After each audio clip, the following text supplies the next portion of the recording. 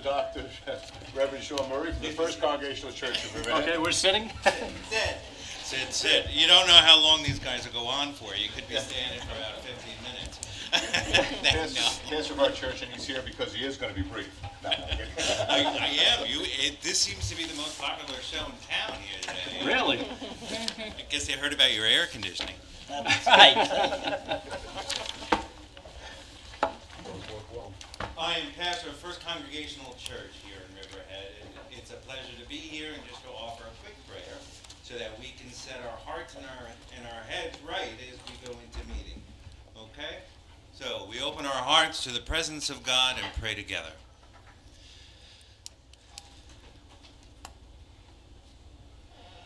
Good and gracious God, we do give you thanks for the blessing of this day and this season, and for the prospect of bright and beautiful tomorrows. Do bless us afresh. Illumine our minds and our hearts, O God, to what you would have us do. Help us, particularly as we strive to serve and protect, to educate and to guide. Help us to be patient and understanding with the stroppy and belligerent, with the obdurate. Help us, O God, to listen well, to react with compassion, and indeed to be your people of genuine love and community.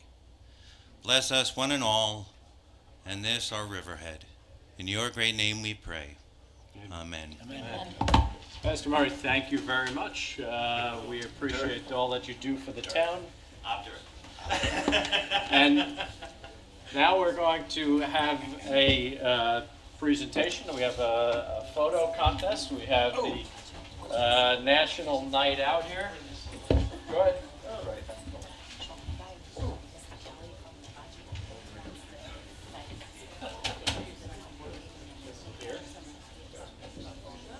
Okay.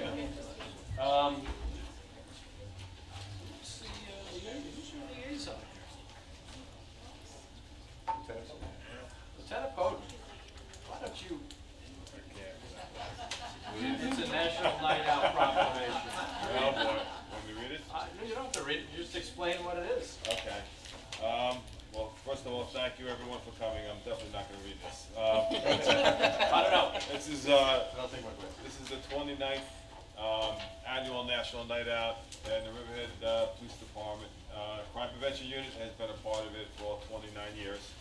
National Night Out, for those of you who haven't been here before, is a program where neighborhood watch communities throughout the country get together one night a year. It's always the first Tuesday to celebrate fighting crime. And what we do is ask for people to come out of their house, come out of their home, put their lights on, meet their neighbors, talk a little bit. It's all about trying to network a little bit with your neighbors and with your local police department.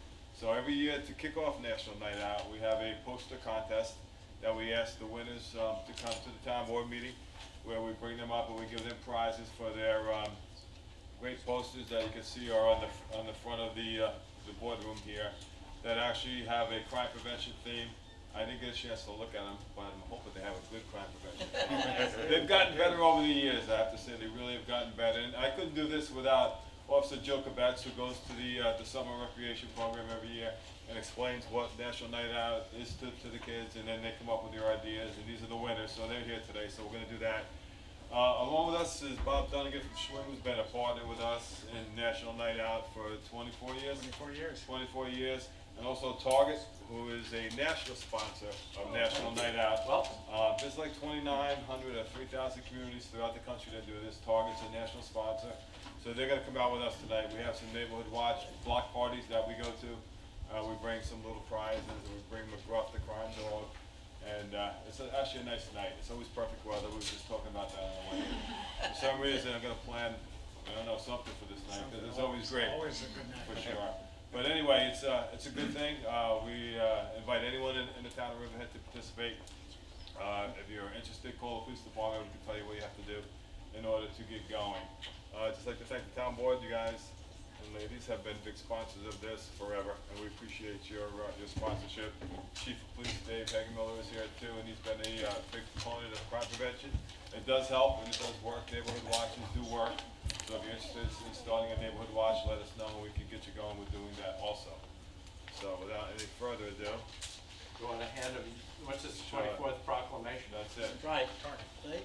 Oh, we'll give it to Target. Somebody wants it. Thank you. That's a Thank you. proclamation on behalf of National Night Out. So how do you want to announce, you have the list of the... We do. You have to listen. At this point, we'll probably lose half your audience after they. The winners of our poster contest, and like I said, they spent some time doing it, and we'll start with first place for the 6th and who's it go, 5 and 6 year olds. 5 and 6 years old. age 5 and 6. First place. First of all, besides Bob, who sponsors the prizes, we've also had great participation from local businesses, Splish Splash, Addie's Family Fun, and the Atlantis Aquarium have been great help in helping us with prizes for this. And also Dairyland and Snowflake. I haven't missed one more. Nope, that's it. Okay. All right, so first of all, and I hope they're all here, we're gonna call you up if you could when you come up, and we'll give you your prize. Age 6, first place, Antonio Cederno.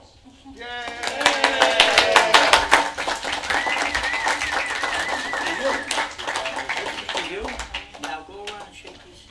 Thank Go you. ahead. Thank you very much. Thank you for lending your mommy to us too.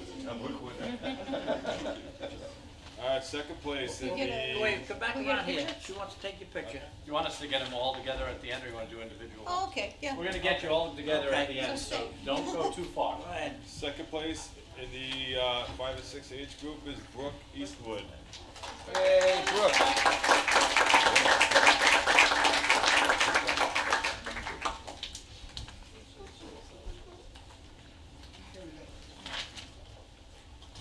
There you go. Hi, Brooke. Congratulations. And second place prize is tickets to mini golf at Mini Addie's golf, Family Fun. a 4-pack of mini golf. Mini golf. Thank you very much. Yeah. Thank you. All right, Don't worry about my hand. That's all right, you're going to come back up to take pictures with everybody. And third place is Olivia Sucharski. Lydia. Not yet. All right, we're going to the age 7 and 8 group. First place is Brooke Davies. Right.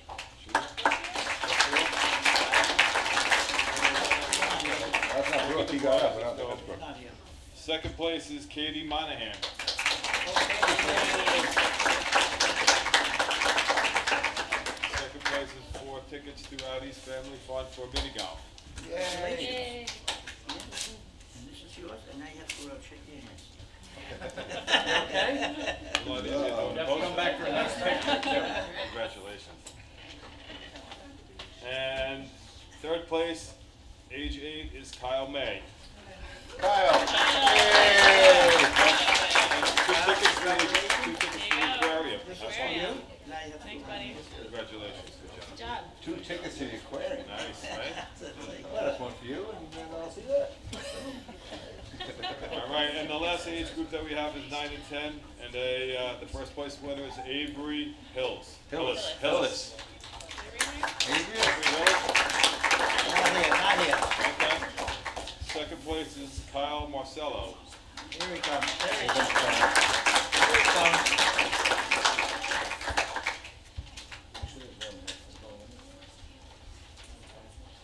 Congratulations. This is for you. She has it. Kyle. And then Pack you of go Addie's shake your Family hands. Fun. Congratulations, Kyle. More packed out of family fun.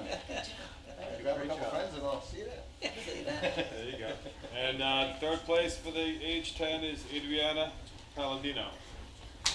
Adriana. Not here. Okay, there's a few that obviously couldn't make it, but we will get their prizes. All right, can we get everybody up here that we just gave awards to, so we can get the picture, and you'll be in Riverhead Local in the Come news here. review. So put your best Over smiles here. on. Okay? Stand right in front of the police officers. Come here. Stand right in front of the police officers here. If your parents want to take pictures,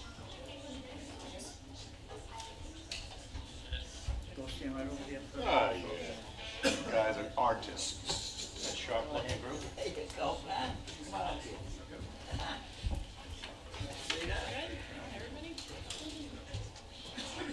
Okay, everybody look here, hold up yours, there you go.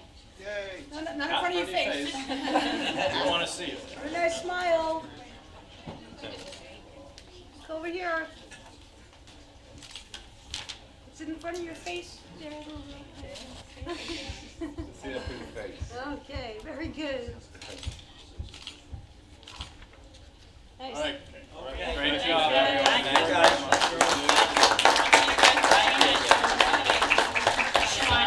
Sean, you want to stay and get the dog? Oh, we have the dog. I'm sorry, folks, we've got the dog. Meadow. Where is Meadow? Where's Beto? There's Beto. Meadow is here. Now, before all the young children go, take a look at Meadow. Meadow is a 3.5-year-old loving pit bull milk mix. She enjoys. Who's from? You run this? Run this. Meadow, up for adoption. 3.5-year-old pit bull mix. She enjoys being with people, but can be dog selective. Her gentle nature makes her a wonderful companion. To learn more about Meadow or other animals in the shelter, please call 369-6189. Beto, neither one is adopted. Hey, Meadow, come on, Meadow. Well behaved. Come on, Meadow. Yeah, Meadow.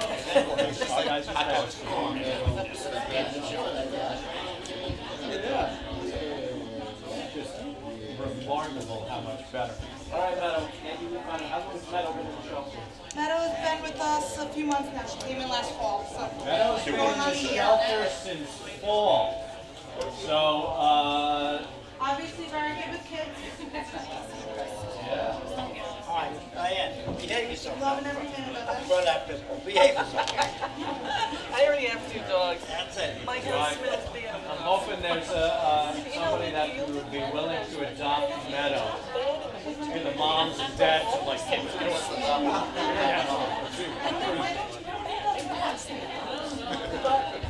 Oh, well.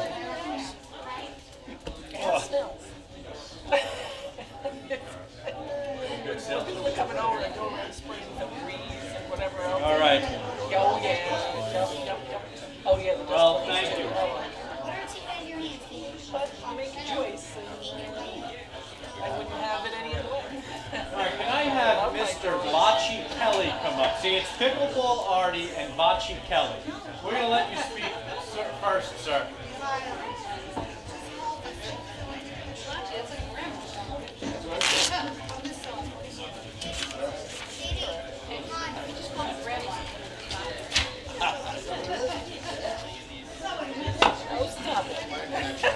All right, so well, instead of calling you Bocce Kelly, we'll call you Bocce Ball Kelly. How's that? Pickleball Artie and Bocce Ball Kelly. So, Bocce Ball Kelly is here to say a few words, and Ms. Giglio said that we should take him out of order, and I agree because I think they're going to be kind and comforting words for some. So. They're unusual words to this town board. That's right. Fine. All right, sir. I want to, today, in case anybody doesn't know it, today the bocce ball courts at Veterans Memorial Park were dedicated by the town board. And I just want to say, you get a chance, go over there, look at them. They're beautiful. Last October, I appeared before this town board and they asked the town to build a bocce court at Veterans Park in Calverton. I said it could be built similar to the courts in Southampton. And pleased to say that the courts built at Veterans Park by members of the Riverhead Building Department are better than the ones in Southampton. I'm here today to thank the people involved in the construction of these fine courts. Thanks to George Gabelson for setting up a meeting with Ray Coyne, Parks and Recreation Superintendent, who came to our community of Windcrest East to ask for our input on what we would like in bocce courts. For the help and input from Ken Testa, head of engineering, as well as the building and grounds liaison, Lisa Solazzo. And for the craftsmen who did the actual labor, Gary Hubbard, Tom Taggart, Guy Corley, Dave Zabowski, and Ziggy Ragsudka. I want to thank them for a job well done. And again, I can't say enough about the good things about the quality of the Riverhead bocce courts. And if anyone ever wants to see what a real bocce ball court should look like, you can say, go to the courts in Veterans Park in Riverhead. Take a look at them. You'll love them. Thank you very much. So wait, before you leave, Mr. Kelly, I just have to point out that the town board, four of the town board members challenged the champions, and we almost took them with our ringer, Councilman John Dunleavy, and we didn't even know, what's that little ball called? Polino. A Polino. Polino. And so it was close. We had to get back to a town board meeting. We can't play around all day. But so somebody should be recruiting him, because aren't you the champions, league champions? I like bocce. It's a nice sport. Good. That's as I said last year when I was here, and saying that it's a great sport for everyone, because you guys were the first rookie today, and you guys did great, right? Right. It's That's a right. easy sport, Thanks to it's a fun him. Sport. And yes, as I pointed out last October, the town, we played at Windcrest East, the only team that was not members of Southampton Town, 24-team league, and we won it all last year. So I said we could bring that to Riverhead. And Absolutely. some of the income with it. We always look forward to winning against Southampton. Thank you very much. Thank you, sir. All right, so let's move on with the agenda. John? I make a motion that we approve the minutes of the meeting of July 15th, 2014, and a special town board meeting of July 17th, 2014. So moved. And seconded? Moved and seconded. Vote, please. Giglio. Yes. Gabrielson. Yes. Wooten. Yes. Dunleavy. Yes. Walter. Yes. The minutes are approved. I just want to point out, we are planning to hold a special town board meeting on Thursday to the environmental impact statement, draft environmental impact statement for EPCAL was delivered on last Thursday or Friday, I think 31st Thursday. And we're going to hold a special board meeting to deem the draft complete in compliance with the scope, and call for the public hearing on September 3rd at 7 p.m. It'll be the only public hearing that day, and we'll probably conduct very little business in terms of resolutions that day as well. That meeting will be moved from a 2 o'clock meeting to a 7 o'clock meeting. So that'll all happen Thursday at a special town board meeting. Okay. What time's the special town board meeting? I don't know, probably first or second on the agenda. I don't know. They haven't, 10 o'clock? do we know? 10 o'clock, 11 o'clock? It'll be 10 o'clock. 10 o'clock. 10 o'clock. Okay. Under correspondence, a letter from Eric Biegler, member of Sand Park Heights Civic Association, comments regarding today's public hearing for a special permit application of R&K Precision Auto Works. Joanne Lane, a letter of thanks to John Reeve and Gina Hubbard in the Sanitation Department for their consideration and prompt assistance with her residential yard waste removal. Chris Kent of Farrow Fritz, BC, comments regarding today's public hearing considering the amendment of Chapter 108 of the Riverhead Town Code, Commercial Solar Energy Production System. Under reports, the building department submitted their July 2014 monthly report, $80,029.45. Town clerk monthly report for July, $10,662.93. Police department submitted their June monthly report, and the sewer district submitted their June discharge monitoring report. And that's it. All right. Are there any other town board committee reports? Actually, I do have one. If we all remember, Neil's Rogers Productions were out here a while ago looking to put a performance out in Sound Avenue, and it went away. But at the time, I had a discussion with Peter Herman, and I had said that if they were going to come out, we definitely look for donation towards Riverhead PAL Youth League. And sure enough, I got a $2,500 check here. Wow. Oh, Board, take a look at it. Niles Rogers and Peter. Now Rogers and Peter Herman, and I had a conversation with Lieutenant Rick Bowden. He kind of heads up the PAL, and we're looking for lacrosse and PAL football to use. So this is Very nice. very generous of them, good. and they came through with that check. So Good they're job. not- and they're not playing this year. no, they're not. No, that, But So this is- he held true to his conversation that I had with Right. him that he would, donate, and they were. very nice. All right, well, give that to Bill Rothar, I guess. Get that deposited. Okay, any other committee reports? No, but I just want to remind people, Townscape every Friday night has a Friday night concert series at Grangeville Park, and it's been very well received the last few weeks. And this week, of course, is the supervisor's sponsoring this week's coming up, actually. John sponsored last week's.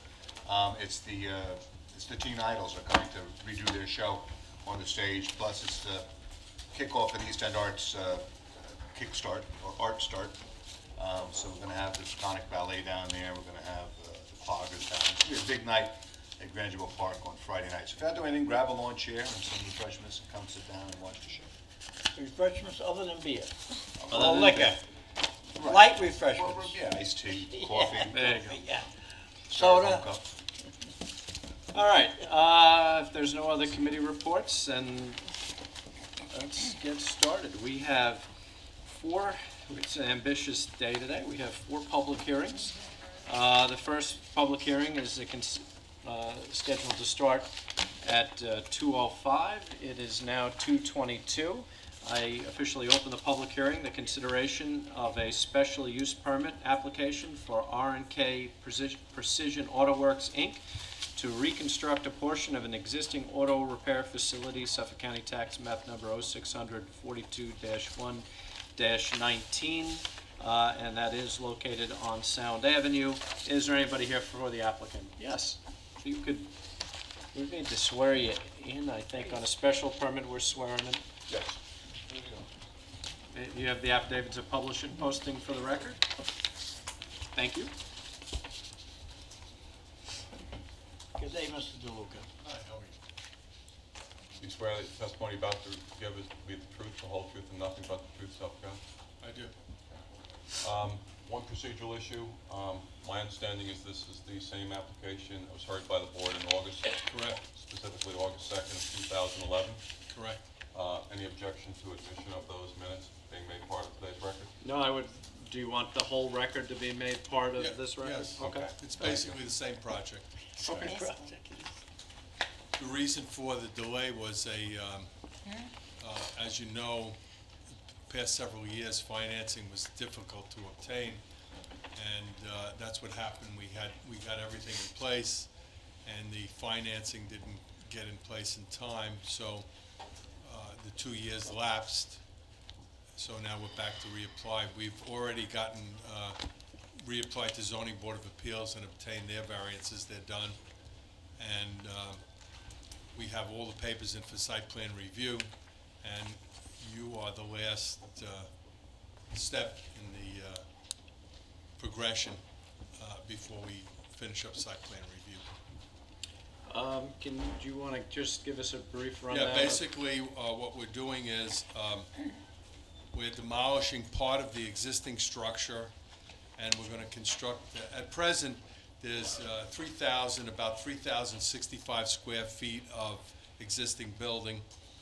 We're going to demolish part of the existing building, which is on the east side of the existing structure, and construct a new portion.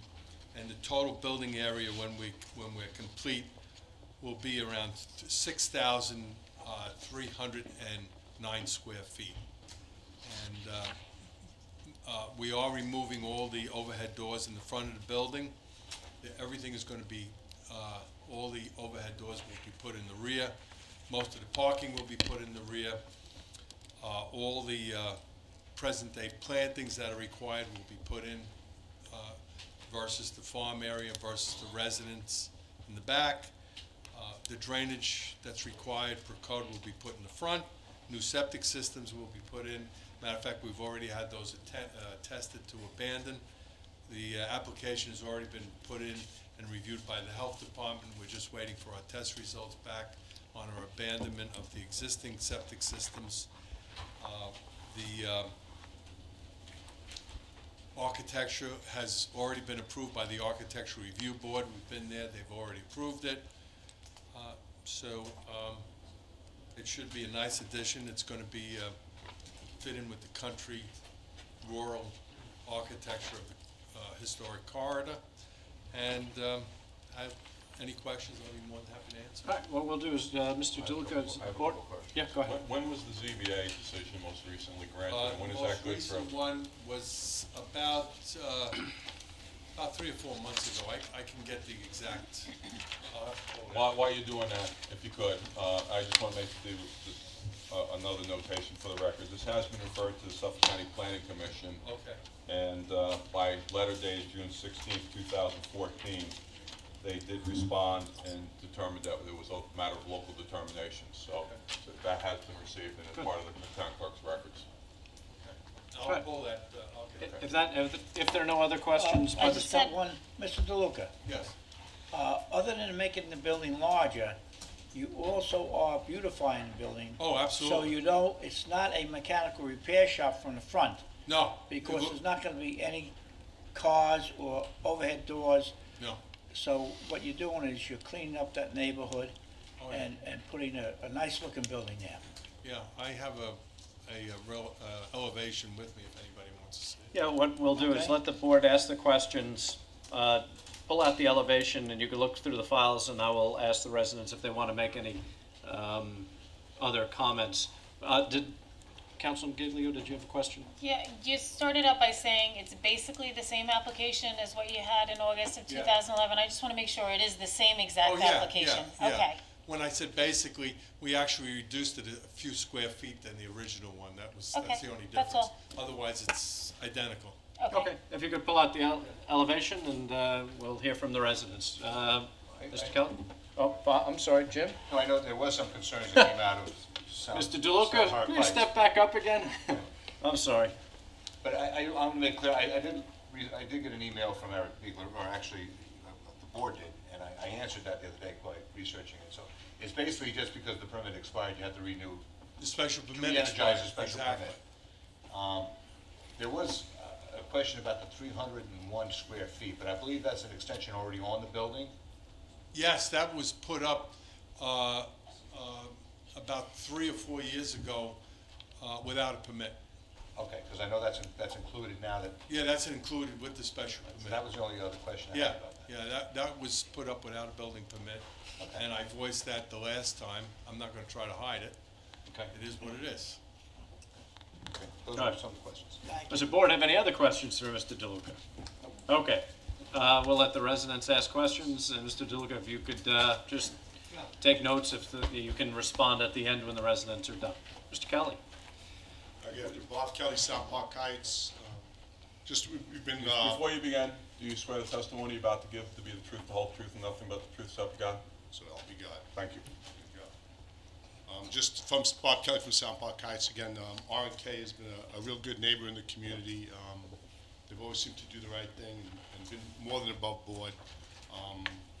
Our question was, as you said, about that 300 square feet. It just looked like a little blip, so to speak. So, gentlemen definitely cleared that up, and we trust that they'll do a fine job, and it'll be a beautiful project on Sound Avenue. So, Sound Park Heights does not object to this project at all. We look forward to their project going through.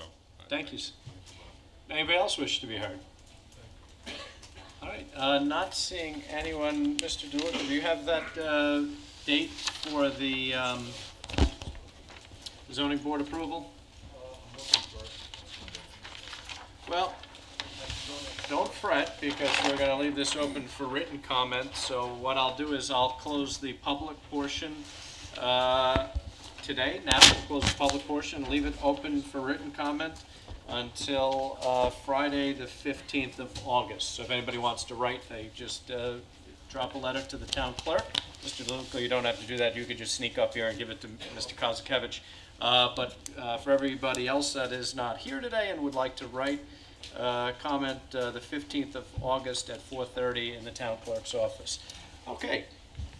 What we'll do is open the second public hearing. This was scheduled for 2:05, and this is the consideration of proposed local law to amend Chapter 108 of the Riverhead Town Code entitled Zoning, Commercial Solar Energy Production. It is now 2:31. We will officially open this public hearing.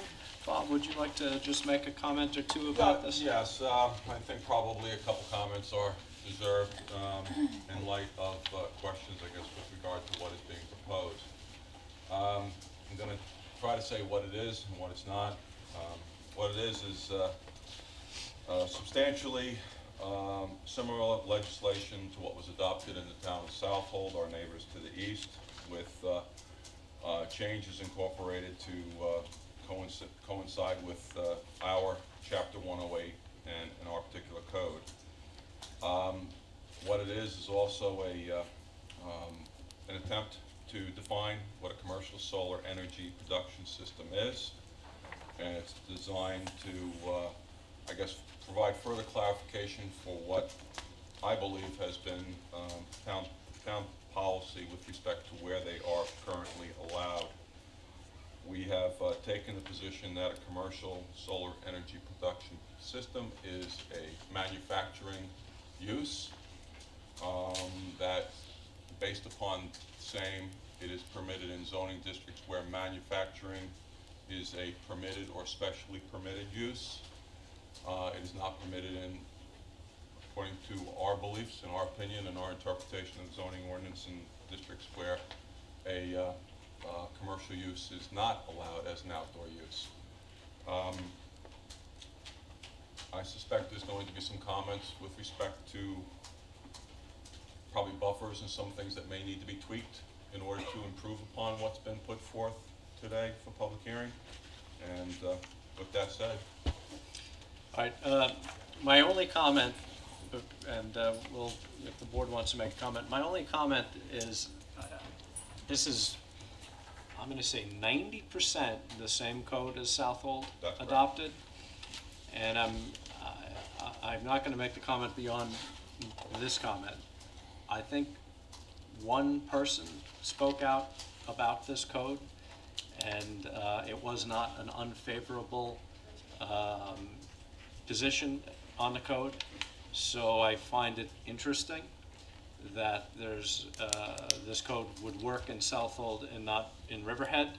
So when the members of the Farm Bureau come up and some of the farming community comes up, I would like somebody to address why this is okay for Southold and not Riverhead, because I really am taken back by the differentiation that happens at the Laurel line. Does anybody else from the town board? I'd just like to ask Bob, this is basically a clarification of our existing code, am I correct? Well, besides definition? The existing code does not include a definition of commercial solar energy production system. As far as where it could be. However, as pointed out, I believe that when we've been hearing from individuals expressing interest in establishing a commercial solar energy production system, we have advised them to look at the industrial zones where manufacturing is allowed. What this does not do is it's not designed to prohibit a residential use from being able to put solar panels on their house for their own use in order to reduce their energy costs. Further, it's not designed to prohibit or ban a farmer from putting solar that would be used to reduce their costs for powering greenhouses, barns, their own ag uses. So it's not designed to ban those uses. I believe that was the intent, and maybe that needs to be clarified further if there's any questions that remain after the public hearing. But the intent was not to take away those uses which would be otherwise allowed in a residential or an agricultural type of use. Right, and I think Ag and Markets defines that as 110% 110%. of what your farm use would be allowed. Correct. We're still letting that stay. That's staying, Correct. yeah. It's We're not changing that. That is part of the record now. That is not something we intend to change. If it has to be clarified, we will. It is, it's curious too, because this was never a permitted use in the agricultural protection zone or any other place other than what we would deem it manufacturing in our industrial zones. And so the curious part for me is I think people are thinking they're losing a use in the APZ or other residential areas, but that's not the case, because it was never a permitted use. And now what we are doing is saying, okay, we view this as manufacturing of electricity, and we are saying that it is now permitted because in the industrial zoning districts, because that is where we have manufacturing. So it's not a use that anybody necessarily lost outside of the industrial zone because you never had it. But with that being said, does the board, anybody else on the board wish to speak? Well, we're allowing it in industrial A and B. In C, it has to have a special permit. Because you have that Because in special, Polish Town. yeah, because C goes into residential areas where we don't want manufacturing. So that's what a special permit in industrial C. And we added PIP, right? Yes. The planned industrial park at EPCAL. Yes. So we're adding another.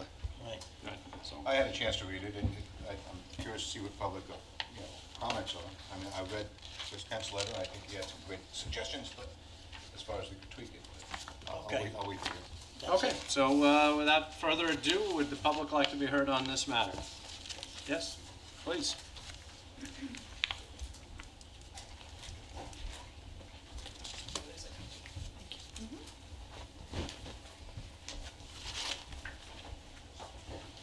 Good afternoon. My name is Karen Rivara, and I'm president of the Long Island Farm Bureau. Long Island Farm Bureau is a membership association of 3,900 farmers, fishermen, nurserymen, agribusinessmen, and residents interested in preserving a rural quality of life. Our mission is to serve and strengthen agriculture on Long Island. I'm here today to address proposed amendments to Chapter 108 of Riverhead's Town Code dealing with solar energy. Long Island Farm Bureau is opposed to these code amendments as written. These amendments unfairly prohibit farmers' rights throughout the town to utilize farmland that has not yet been preserved for solar power generation. The ability for farmers to capitalize their land is a practice that has existed for centuries. The limits this proposed code places on farmers interested in having solar power on their farms to earn income to offset the high cost of production and low commodity prices could result in the loss of farmland. Losing more farmland to permanent development is very different than allowing a temporary use that could allow the land to revert back to farming. Leasing a portion of their full rights farmland for solar power would allow our local farm families who have been farming this land for generations to have the financial breathing room to transition the farm to the next generation. Having options to remain solvent is crucial to the survival of Long Island's farming community. In this way, solar production on farmland can act as a preservation tool, since the impact on land will be minimal and will result in non-development of the land during the lease period. This will allow Riverhead Town the time and opportunity to find ways to work to preserve and protect farmers and farmland, since the PDR program is currently limited. We feel that Riverhead Town will establish a precedent with this proposed code that will benefit only a few select individuals. These proposed amendments should not be accepted without a thorough vetting process of stakeholder groups, community residents, and the farming community. Long Island Farm Bureau policy is supportive of alternative green energy production, including but not limited to wind energy, cellulosic energy, biofuels, hydroelectric power, biodiesel, and solar power. It is troubling to the farm community that the process of developing town code that may further restrict the use of our land is taking place at the height of our cultivation season. Several farm operators have expressed an interest in solar energy opportunities. In light of that, we would like to have the opportunity to work with the town on code that would incorporate the installation of solar panels on farmland. As this matter is time sensitive, we would appreciate starting the discussion with the stakeholders and residents to draft reasonable and fair language as soon as possible. Thank you for your time and attention to this matter. Okay, so now I have some And- questions. and I'm going to answer your first Okay. question. And I'm Because this code did come out of South, this code's been completely vetted in Southhold. And I am on the Southold Ag Advisory Committee. I do miss meetings this time of year, but I think it just happened fast and nobody had time to react to it, is the only thing I can guess. But it was not discussed at our Ag Advisory Committee meeting, unless there just are not farmers in Southold that are interested in solar power generation. That is the other. I've reached out to people and tried to discuss it with them, but we're all busy and we haven't had time to. And this was done during in the winter, so it wasn't during the farming season. Yeah. So now, here's Councilman Gabrielson, I don't want to steal your thunder, but I'm going to lead into a question because I see this as killing farming, and I say that using this hypothetical. The town board cannot say this fallow land that's not good for production is good for solar, but this beautiful sod farm shouldn't have solar. We don't have that ability to say this soil can have solar, this soil can't. So we kind of go with a broad brush, and that's the way zoning is. It's a Euclidean zoning code. It is what it is. It's not something we can change. So my problem with this is the solar companies are going to pay way more than the average farmer could pay to lease property. That's a fact. And I believe in my heart that if we don't regulate, you don't have the use because you never had the use before. That's the town attorney, you can debate that all you want, but you never had the use before. But if we were to allow this use on your farmland, in the agriculture, last time I thought they were leasing farmland for about $2,000 an acre. I don't know what the answer is, but I don't know what the amount is. But if the solar companies are willing to come in and pay double what, and they will, double what the farmer can pay to lease land, doesn't that drive the prices so high that farmers won't be able to survive because they can't get access to farmland? New farmers won't be able to come in because there's no way they're competing against the utility. Can you address that? Because I see that as, I honestly think we're on the side of preserving farmland with this and preserving farming as an industry. Yeah, I mean, I would like to just underscore the desire of the Farm Bureau to be able to have a discussion with the town about the possibility of solar installations on farms.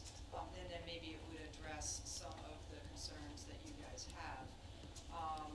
I think that the philosophy of the Farm Bureau, of its members, is that farming is very expensive. You try to get as much value out of it's a business. You have to get as much value out of your land as you possibly can. And we're also going through a period of transition in farming, and we want to make sure that we're also not only generational transitioning, but also the commodity types that are being grown. We're going to see some transition. So if somebody can put an acre, 2 acres, 5 acres, I mean, I don't know the exact numbers, but it's not like paving farmland with solar panels, that would give the family some additional income and enable them to make it through this transition from what they're doing, the type of farming they're doing now to what they would be doing in the future. And it also, because it's not a residential development, because once you put houses on farmland, it's gone. It'll never be there for farming. Well, these are 20-year leases usually. Right, 20-year leases. So 20 years down the line, I think we're going to see a greater need for local food production than we have now when you look at what's happening in the Central Valley of California. And so we're just trying to think of creative ways to preserve farmland so that 50 years from now, our children and grandchildren, or in my case, great-grandchildren, don't say, where's all the farmland? We can't grow our food, and we have all these houses on it now. But what happens? Yeah, go But I ahead. don't think it's typical just leasing. Some of these companies are coming in like on industrial properties, looking to purchase. Okay, so they purchase that property. It's out of farm production pretty much forever, because we're going to have somebody speak today that they're looking for our code to be amended to be a 25-year lease. Typically, the solar people want between 20 and 30 years with extensions. So if they come in, they buy the property, it's out of production. And then you look at the competition, what the zones we have now, you look at some of the industrial properties that we have a lot of interest in right now. And they're going for quite a bit more than farmland. It's 150,000, 200,000 an acre. Now, if just say, hypothetically, all the farmland becomes available, they're not going. If they can get farmland 50, 60,000 an acre, they're not going to pay 200,000. You know what I'm saying? So you would see somewhat of an exodus. I don't see it would be big, and then the taxpayer lose because on the sale, you get the CPF funds amongst other things. So $200,000 versus say a 50, 60,000, we get quite a bit less into our CPF funds to preserve farmland. So we'd kind of be working against ourselves, in that text of it. But I don't think that the infrastructure capacity would support paving. Because what you're describing, I'm envisioning like basically paving acres and acres and acres of farmland. Yeah, that's what the solar. That's what they're looking for. They're coming. yeah. Nobody's looking at 5 Make acres no and would not pay. No, It's the lowest. Solar's the lowest common denomination of But I of mean, energy it production. sounded like It would what you be- were saying, that basically the 22,000 acres of unprotected farmland that we have out here on the east end could potentially get converted over to solar power generation. Well, some may. I can say But that what they will put up, thousands of right, acres have right, come to because us. what they will do, they would get the land so cheap, they will put up the transfer station. We've already have it proposed in the town of Riverhead. They will go and they'll put the transfer station, you know, to transmit the power from the farm. Yeah. I'm not saying, well, it'll happen today, it could be 10, 20 years, but the dollar sign drives everything, and what's gonna happen? They're gonna go look for the cheapest.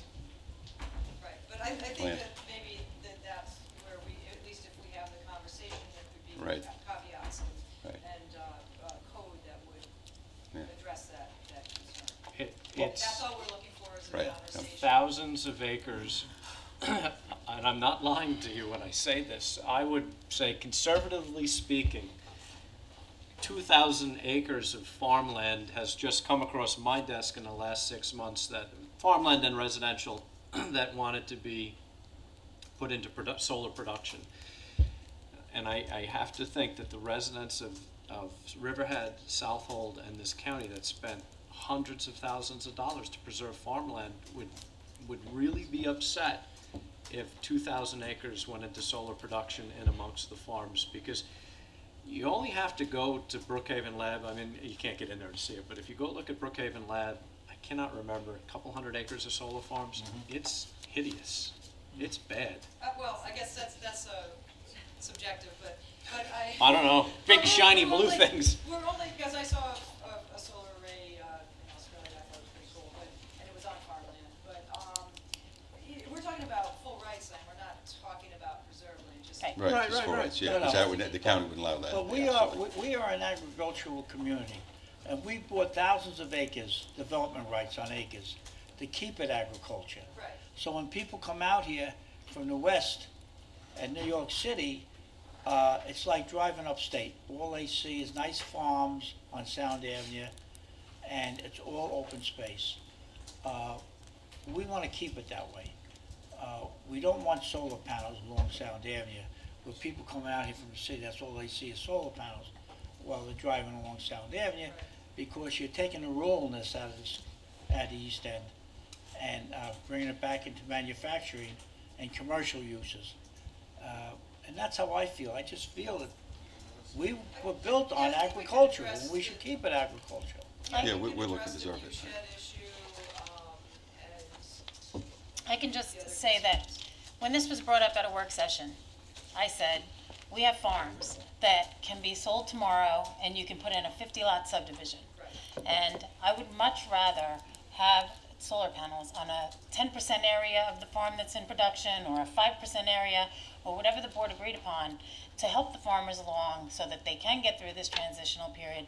And but I'm surprised that the Farm Bureau is now in support of it, because when I was on the liaison to the Energy Committee, I set up a meeting with Senator Lavelle, with one of our assessors, with Joe Regella from the Farm Bureau, with Councilman Gabrielson and his brother Carl Gabrielson, and we went to Senator Lavelle's office in Mount Sinai because we were talking about how it would be cost prohibitive to bring the farms out of the ag assessment and put it into a commercial taxing zone, because that's what it would be. It would be a commercial establishment if you're selling back to LIPA. And the mechanism to do that was just cost prohibitive in talking to the assessors and trying to figure out what the assessments on the farm would be. So, and Joe was at that meeting. So we left the meeting saying, no, we're not going to have it on farms, even if all the development rights are intact. So as far as farmland that's been preserved, I agree with the supervisor, definitely not. But as far as property that could be sold tomorrow, and you could have a 50-lot or an 80-lot subdivision, which requires more services of police and school and fire, ambulance, then I would definitely want to help the farmers out and allow a small portion of the property to allow to have solar panels on it. So you're saying a percentage, just A say, percentage, just a a small 5%, percentage, and it would have to be commercially taxed. So you would have to figure that out, and Joe and I, we spoke to Senator Lavelle about it, because he would have to go back up to Albany to talk to them about that, about how do you separate that part of the farm so that it's commercially assessed. So that's something that the assessor's office would probably want to get involved in also. And I think, you know, these are the things that we would like to discuss and have the opportunity at least to do that. But the only way that would happen, because there's such we could lose, I know one group alone that hundreds of acres. We'd have to pass a moratorium to stop it until we spent the next 6 months sorting through the code. So, I mean, our options are very limited right now. Either we do what Southold did, that everybody in Southold, and nobody seems to know, well, maybe there'll be some more speakers on the issue, I suspect there will be, but I still I still don't understand how it's okay in Southold and not here. But if we don't pass this, then we would have to put a moratorium in effect until we could sort through this, because otherwise we could spin our wheels, and because the LIPA RFP is going to get awarded by the end of the couple months. That's why it's time sensitive. And so we'd have to issue a moratorium, like, immediately to stop this. Then probably what's going to happen is once you get beyond that period of time, there'll be no demand, because LIPA is driving all the demand. So I don't really have a clear answer for you. I'm just so taken back by we could do this in Southold, but can't do it here. It would stop the LIPA RFP, a moratorium? It would stop that one. Well, I We could can lose say millions. In Southold? We'd lose millions. Are you a Riverhead farmer? No, well, I lease from you guys, actually, Biloxi. Oh, okay, yeah. But Oh, right. The rest of my Right. land's underwater and Yeah. But for us to do that, it may hurt the taxpayers of the town of Riverhead. Well, And that's it one thing would. I don't want to do, is take something away from the taxpayers who support open space that we're buying, and say, well, you're going to have to pay a little more because we put a moratorium in and everything went to some other place and we can't do solar. So, Yeah. That's a problem too. That's a Yeah. problem. Literally Well, millions. Karen, I appreciate the letter, and I think the conversation needs to be had, Yeah, I think so. but I didn't realize the public hearing was you listening to us. I really want to listen to you, so obviously you know we're all over the map for this, but We are. Well, that's good, we can continue the conversation. I think the conversation needs to be had. Yeah, All right, thank you. Thank Mr. you. Danowski. Pete Danowski, I did begin a process of inquiring of the town in the early spring about where solar panels would be allowed. And certainly I've just heard the last remarks, and I don't think your opinion necessitates the resulting moratorium comment that was just made. Because as I understand the town's position, the only projects allowed to move forward were those that would be in a zone that allows the manufacturing item to be listed as a permitted use, which is the industrial A zoning and perhaps industrial B if it exists somewhere other than the town-owned property, so that anyone coming in seeking permission to build panels is not going to be permitted by the town to move forward with any solar panel project. So the word moratorium, I think, is not necessarily an ingredient that the town board has to move forward on. Unless you amend the code, your position, I believe, is it's not permitted in Correct. other than the manufacturing zones. However, I had made the early inquiry, and I did arrange for a meeting with staff and code revision committee, and suggested that this would be a good thing for the town to be on the forefront of green power, solar energy, and recognize your constraints that you would put in through a site plan process. And those processes allow for the screening, the setbacks, not seeing the solar panels which are 7 to 8 feet high, certainly less than 10 feet. As you know, if a subdivision of houses went through, houses could be 35 feet tall. They would be mandated to be clustered next to one another. They would seek access next to a public road, and there would not necessarily be a screening requirement. So rather than having 7, 8, 10-foot tall solar panels, you'll have 35-foot tall houses. Subtract out the development rights sold parcels, which congratulations to the town and the county. You've preserved a tremendous amount of farmland to your credit. We all understand your public position, I believe, is we're running out of money. We can't preserve any more farms. Certainly, I believe that to be the county position as well. So that farmland's not going to be preserved. Good that you have a transfer development right program. We're trying to tweak it. We're trying to move forward. We're trying to make it more successful than it is. In the meantime, farmers are out there, rising fuel costs, tremendous regulations. They're trying to survive in farming. To suggest that somehow thousands of acres of solar panels would happen if you permitted solar panels on all zones in the town, make it subject to acreage, make it a percentage, allow for site plan approval, which obviously sets forth conditions, and allow each farmer to try to get a contract with a successor to LIPA. We've all been told, and I don't pretend to be an expert, but I have yet to hear anyone say to me that it's economically feasible to locate on the existing improvements to substations more than a couple of these small solar panel jobs. It's economically not feasible to try to accumulate thousands of acres of land and build a substation through the ag land. But you can prevent that, can't you? You can say, let's allow it in all zones, but let's make a stringent requirement percentage-wise. You pick the percentage. It gives isolated few farmers a chance to tie into the system and save themselves from going out of business, save themselves from selling to real estate housing developers. And every time I have a client that wants to develop for houses, what do you say? You're killing us with school taxes. You're building houses. You're putting people in the school system. I'm a fan of preservation, preserving farmland. But give the farmers a chance. So if you amended your code tomorrow and let all zones subject to required acreage, you got 5 acres listed now, you put any acreage you want that's somewhat reasonable, and you put a percentage on it. What would be wrong with that? Now, I was here when the town went through their master plan revisions. They went through their zoning changes that went from 1 to 2 acre zoning. Many people liked the result, but what it did do was hurt the farmer's ability to borrow. Anytime a farmer is permitted to do something, it adds to the value of his property. If he goes down to Steve Weir or Pat Wiles and says, I got a piece of farmland, they're going to say, what's it worth? It's worth how many houses you can put on that property. The land gets devalued by the fact that you won't permit farmers to do something on their land. Again, I'm not talking about where development rights are sold, and I know you people have a beautiful map of all the valuable farmland you've preserved. So it's not going to impact those properties. You can look on the map and say, here's where our substations are in the town of Riverhead. We got one out in Jamesport, we've got one in Riverhead, we've got one in Calverton, we've got one out toward Wading River. Locate them.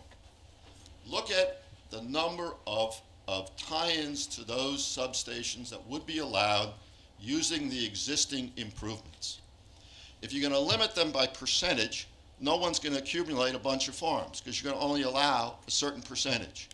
So the only chance that will be allowed to build their own substation, as someone suggested here, would be in the industrial zone property where you have a code working on that now. All right? I've looked at the amendments. I've suggested some changes. I'm going to hand them up. I've marked them up so you can read my scribbles. I had my secretary type after that so you can see after the scribbles. All right? All I'm suggesting is allow it everywhere. You determine what the percentage of coverage should be. You determine what the minimum acreage should be. Meet again with the farming community and others that own land, and let's revisit the issue and promptly revisit it and get back into the fray. Because I'm not a fan of saying, let's delay things. That's like a slow death. You kill the farmers, but you kill them slowly. I'd rather that you cooperate with them and allow for some percentage of solar panels on a farm. Now, when I look through the code, and I'm sure this is not intended to mean what I suggest it may mean, in your first paragraph of definitions, you talk about on-site or off-site use. Now, farmers today have on-site improvements with solar panels. They have panels on roofs, they have panels to hit the irrigation, the farm, everything. They're on-site use. I expect you tie this into a LIPA contract somehow and then define it as that's a commercial use. But it doesn't say that here. It says if you do something on-site or off-site, you're subject to this law. That can't mean you're gonna hurt everybody that has a solar panel. So I think you've got to get into that. I'm gonna hand up the markups because I don't wanna go through every particular use here. A bunch of them are standard, easily acceptable conditions for site plans. You want a setback from a public highway, you get the setback. You want a particular kind of vegetation to buffer the public highway, you want a certain height, you want a certain width, all of those things. You'll go down Sound Avenue and never see a solar panel. Would that satisfy the idea that solar panels are somehow more viewable and less attractive than taller homes? I don't know, but every one of you has an opinion. I just say every owner in the town should be encouraged to tie into solar panels. And if they make a few dollars doing that, what is harmful to that? You want to deal on a tax issue, my understanding is between Albany and your local towns, periodically you have a right to say, let them be exempt, not be exempt. You can cover that issue. You can cover it with your own members of the assessors, the state, and yourselves. I see that periodically with this board saying, let's pass a law to create some exemptions. Could be for veterans, could be for those with a certain age like myself or others. But what I'm saying here is to go and say, let's kill this everywhere in the town, no selling solar power, nowhere but in the town-owned properties and in the industrial zones. I think you should say, similar to what you do on density questions throughout the zoning code, we're going to let you be more dense in certain areas, less dense in others. Pick those numbers, sit with the farmers, pick a number that works, that'll be self-limiting. I'm suggesting to you, the solar panel people tell you right away, and the ones that met with the supervisor, I'm sure will say this, that with the existing infrastructure, with the existing substations, without major upgrades that are economically not feasible, you can't tie in more than a couple of small projects. So whether I call it hysteria or what I call a lack of logic, I think it's a good thing you have the public hearing. I think I've been asking for it because I say without something going forward, we're only based on an interpretation. So I appreciate and I applaud you for setting a public hearing. Now I just wish you would listen and just react and meet and do it quickly, and let's see if we can get a formula that works for everybody. And I'm not trying to make this stuff up. I handed in a bunch of panels, a report produced by an expert. Throughout the United States, the farming community has solar panels. They have sheep underneath the solar panels eating the grasses. So it's encouraged throughout the agricultural community. I'll hand up the proposed amendments I have. These are not written in stone. They're not suggesting anything other than slashing and burning some of your work. And then beyond that, I would just ask for, I'll hand up the reports that were handed up in support of another project that went to the Code Revision Committee, went to Jeff Murphy, went to Rick Hanley. I think Jody got one, Vin Gordiello got one. That was early on in the spring that I said, can you work with the town and let us come back and let us explain all these issues and let's get a code amendment that works for everybody. Did you make these same comments to Southold? It's Southold's code. Yeah, I understand that, and I guarantee you that people in Southold may go back to the town board and say, how about proposing an amendment to their code? Because quite frankly, I asked for Southold's code, I think maybe a day before you did. And for a while there, it wasn't adopted. And I think Southold will revisit it if asked by the agricultural community. I'd like to think so. Thank you. Okay. And I wouldn't want them to be unprepared for the question, so you better not ask them until tomorrow. You better watch this tape. Thank you. Let me hand this up and also the books that I handed up. All right, thank you. Thank you, Peter. Next speaker. You just, oh, here, hold on. Yep.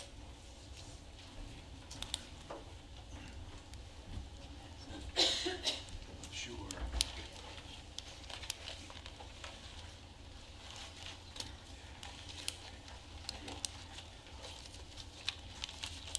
You just state your name and Hamlet for the record. My name is Anthony Caggiano. I'm a resident of Riverhead. I'm here representing the Long Island Nursery and Landscape Association and the Long Island Flower Growers Association. And I just have a statement to read in behalf of our members, our board of directors. In case you're not familiar with our organization, the Long Island Nursery and Landscape Association is a professional trade association established in 1931, comprised of more than 125 retail garden centers, wholesale nursery, and landscape construction and design firms across Nassau and Suffolk counties. Many of our members conduct business in the town of Riverhead. It's been brought to our attention that the town board is proposing certain zoning restrictions and/or changes that would adversely affect the value and rights of agricultural property owners in Riverhead. Our association is part of a growing coalition of agricultural and horticultural professionals, including the Long Island Flower Growers Association, Long Island Farm Bureau, the Farm Credit East, who are strongly opposed to any resolution of zone changes, such as this one, that impede property rights for owners of agricultural land. As business owners, we all struggle with the economics of doing business on high-value property and staying afloat. Like farmers, nurseries and garden center owners need large parcels of expansive land for their businesses. As an organization, the Nursery Association is in full support of creative ways that our members can generate more income to subsidize their agricultural operations to lower cost and diversify risk. That includes solar farms and other alternative energy generation on private land that is sold back to the utility grid, especially since these not only benefit the private landowner, but the community as a whole. With economic pressure to sell our high-valued land to residential developers, solar farms offer an alternative that helps us generate the extra income we need on a portion of our properties in order to afford keeping our nursery operations on Long Island. It is our interest as an organization that our members keep their businesses viable and their property values intact. It is also in your interest that our members stay in business to continue to contribute gainful employment, taxes, and productive and services for the citizens of the township. As advocates for our members, we at the Nursery Association feel a broad sweeping zone change restricting the use for agricultural land without compensation for the loss of income opportunity is overreaching and inherently unjust. We ask that you table making drastic decisions at this time and take the time to fully research and understand the issue and all its potential consequences. This is a complex matter that requires thoughtful policy-making process and requires representation from all stakeholders at the table. On behalf of some of the other farmers, I've personally spoken to many who don't want to see solar farms on Sound Avenue. So I think Mr. Danowski right before me had a lot of very good points on that we live in Riverhead. We don't want to see it turned into an industrial manufacturing, which it's called solar farming, by the way, not solar manufacturing. So thank you very much. Now I've got to ask you, because nobody's answered this question. If a solar company comes in, what is this? Can somebody tell me what is the lease go for? If I'm a new farmer, I want to lease agricultural land. What is the lease payment per acre roughly? I think that varies upon. You can get it from $300, $400, $500, $600 up to some up to $1,000. Okay, so now if a raw farmland, not specific, uses, but you can. Right. So if a solar company comes in and says to this sort of what you're deeming marginal farmer, I'm going to give you $5,000 an acre. Nobody has answered the question, how does us allowing a use that is not permitted, it's not permitted in the code now. There's no permission to do this. It's no different than you coming into and ask us to build a nuclear power plant on farmland. That's not permitted, this isn't permitted. So that should come off the table. But if the solar company comes in and says, I'll pay $5,000 an acre for farmland, how does that not kill farming? Because the little guy can never compete, never. Well, we can't compete now as it is. Our land is so expensive. I haven't seen any new farmers. Has anybody seen any new farmers come in the last 10 years? I can tell you a couple. They come in and pay $85,000 an acre or so. I can tell you a couple. I'm not potatoes. going to, but I can tell you a couple, yeah. Okay, a couple. It should be a lot more than a couple. But anyway, I think that this could help the farmers. We're not coming in and saying, I want to put 50 acres of solar panels in. They're saying, I want to do a small portion to help me pay my mortgages. Because, and I know there's some other speakers behind me that are going to speak to this a little bit more in depth. But, I just wanted to say one other thing on a personal note that, all of us in the farming community don't look at it as manufacturing, first of all. There's no trucks, there's no diesel going on, there's no mechanical things happening, there's none of that. It's harvesting the sun, which is what we're doing when we plant plants in the ground. Those plants are harvesting the sun, and the product that comes out of there, whether it be potatoes, cauliflower, whatever, is a product of harvesting the sun. So if this could be a small portion of somebody's farm to help them continue to do that, I don't see what would So be you're wrong with that. so you're an advocate of a percentage only? It sounds like you're an advocate of A whatever reasonable number is yeah, a percentage. reasonable Right. percentage. Right. I live in Not a Riverhead. total. I wouldn't want it on solar panels all up and down Sound Avenue. I live on Sound Avenue. I wouldn't want that. Nobody wants that. Us, as the agricultural community, we don't want the town of Riverhead defaced in a way that is not acceptable to everyone. You'd be stunned at what has come across my desk. Well, I in the think last it's in the 6 months. power of the board here to say that's not going to be acceptable. I think there are mechanisms in place for you guys to say, hey, somebody wants to come in and buy 150 acres and buy solar panels, which, by the way, as I understand it right now, and I'm sure there's other people behind me who may have a little more information on that, PSEG is not just buying anybody's, you just can't go up there and say, here, I want this application, here you go. And they say yes. That's right. Well, it's a response to an RFP, and that's most of that's what it is. They offer these RFPs out, They're initiatives, and that's choosing where what's. it's going to go. And it may be over in November. No matter what we do, we may do nothing, and it won't really matter because PSC&G will respond, award their RFPs, and December. it'll be over. So, my fear though is that, and the reason that I pushed to do this was because I said it happened in Southold. I watched what happened in Southold. Not a single person came out, and I said, okay, this must be what everybody wants. Because if it worked in Southold, I just can't understand why anybody's even talking to us here. There may be a couple of reasons for that. Maybe nobody showed up to the meetings. Maybe they didn't know about the meetings. I certainly, I agree that there might be some talk about amending that. So I know there's other people behind me who have more Okay, information thank than you. I do.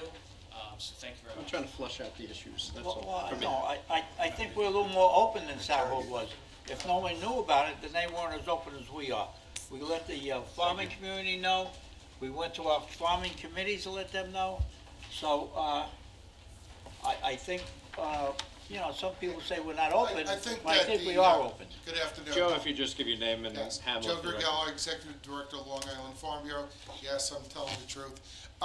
The situation in Southold, to be honest with you, it was pretty under the radar. A few people knew about it. They did not really vet it with the farm community. But the major thing is there's a reason that you're not hearing a lot about it in Southold, because the energy companies are not looking at land in Southold.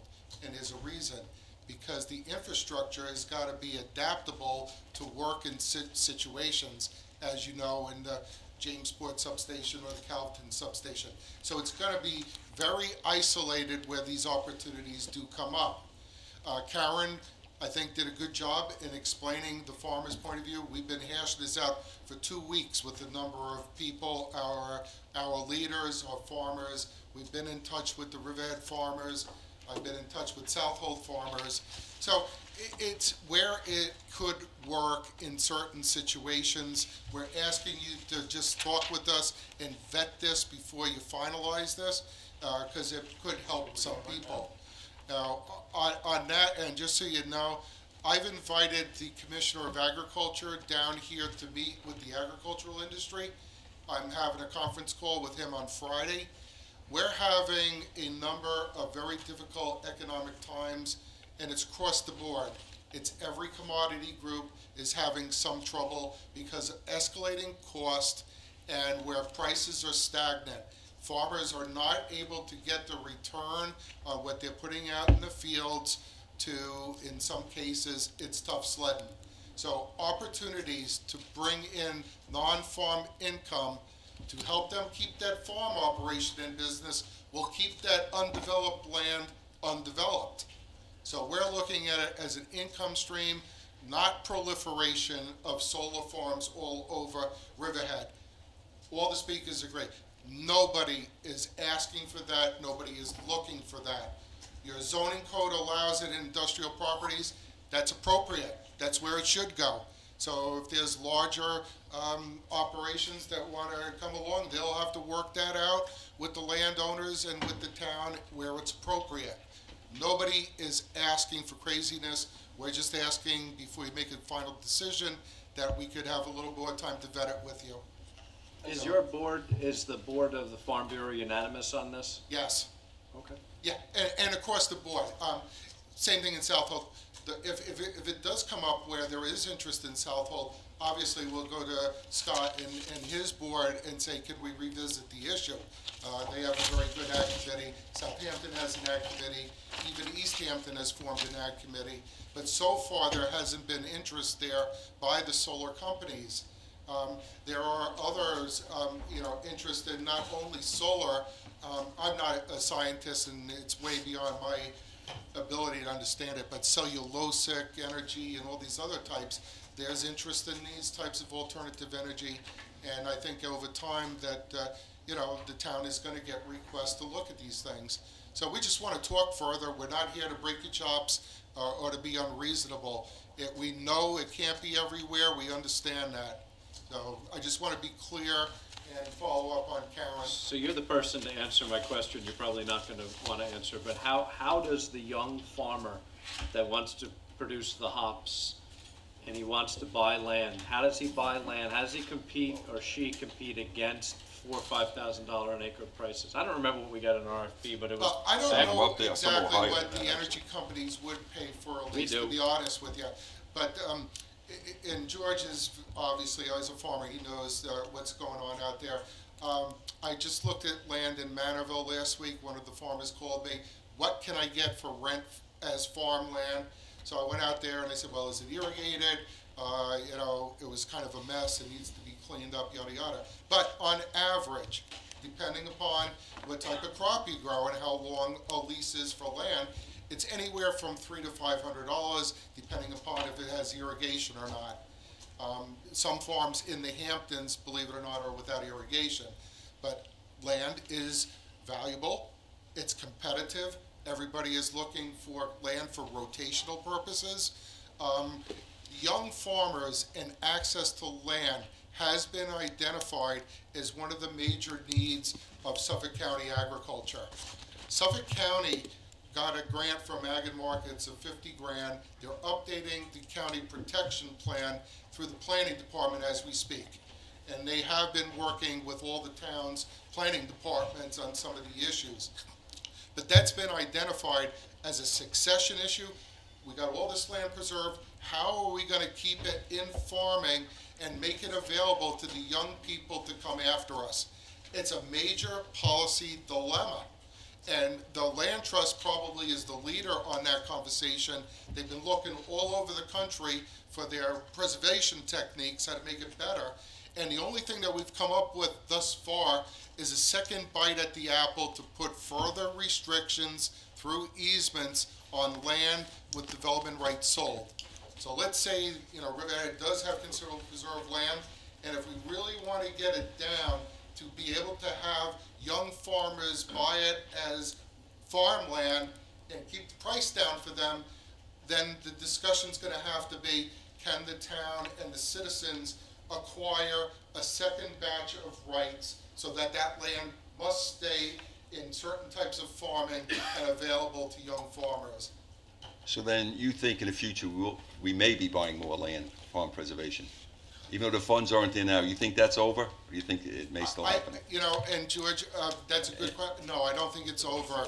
I think that once the economy comes back, it would be disrespectful for anybody to go to the public right now and say, let's do a referendum and come up with more money to buy farmland. Yeah, right now it's not there. We're not going to do that. That's not going to happen. But one day it may. Right. The community preservation money is starting to come back a little bit. I know Riverhead has done a great job with its program, that you guys leveraged future income, etc. Way too much. Right. So the answer is yes, George, but it'll be limited for a few years. Now, with that said, right, I have to make a point. And it was mentioned earlier, that's why we also want to work with the town about TDR. Right. We want to make it work better so that when land comes for development purposes, there is some alternative. Without an alternative, many landowners are not gonna have any choice but to do the best they can and get out. So, Well, one of my- anything we can do to keep the farmers farming will hold on to the land longer, George. Right. So following up on it, my fear is that, for instance, if we get solar on a lot of these farms, we will not be able to afford to buy them in the future because the value would be so high because that solar's on it, that may not be able to be preserved. You know what I'm saying? Yeah, Can we I buy land do. with a commercial operation on it? We probably And couldn't we- buy those farms. And we all share this. Possibly, I don't And know, I it's just think that's why we're asking to have a little conversation Right. to make sure that we don't go crazy here. Yeah, And so if you you take do it all off the proportions, market. as Jody suggested several times, we're agreeable. I mean, we're not trying to go crazy here. We want a reasonableness standard, but if it can help people hold on to their land via being extra income, you know, we'd like you to entertain that idea. Oh, I have a feeling this is gonna go back for a special, blue ribbon panel, which Joe or maybe somebody after Joe will be working with the town board. I don't expect this is, after what we're hearing and I'm hearing on the board, will get adopted wholesale, but I'm using this to flush out the issues, and I still haven't gotten to the point where you guys are asking us to create a system that is going to create income in a way that the average farmer is not going to be able to compete to buy land. That's what I can't get by. And I think the young lady behind you wants to talk about this, so. Yeah, and she will, and Melissa is one of the people that is interested in this. Why don't you introduce Melissa? I don't know. But we This also is my have friend to. Melissa Daniel, and she's in the horticulture industry for a long time. She's a great gal, they do a great job at their operation. Where do you operate, Melissa? Hi, I'm telling the truth too, I promise. We're on Sound Avenue, right across the street from Van de Wettering. Plant Connection is our company. Which Van de Wettering? Van de Wettering Greenhouses is right across the street from us, so. Calverton or Jamesport? Jamesport, Peter. Okay. Yeah.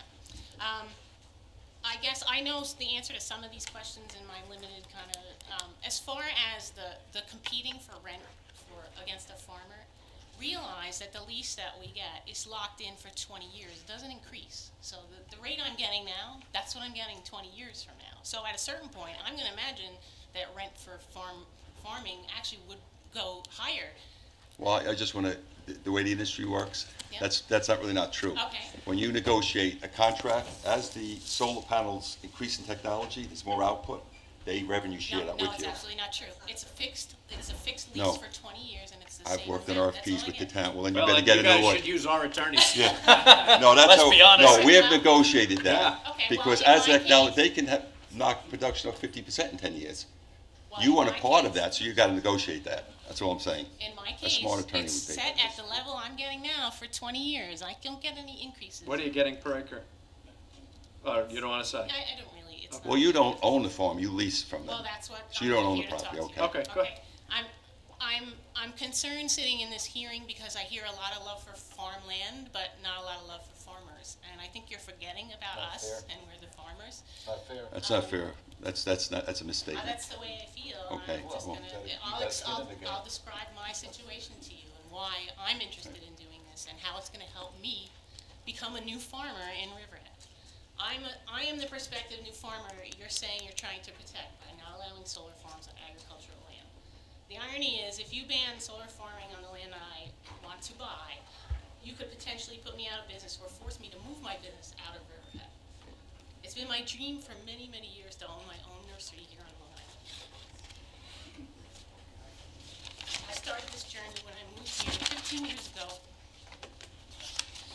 to work at a nursery in Riverhead named East Coast Nurseries. I got a step closer to that dream when I started my company, Plant Connection, in 2002 and began renting a 43-acre nursery with an option to buy on Sound Avenue in 2007.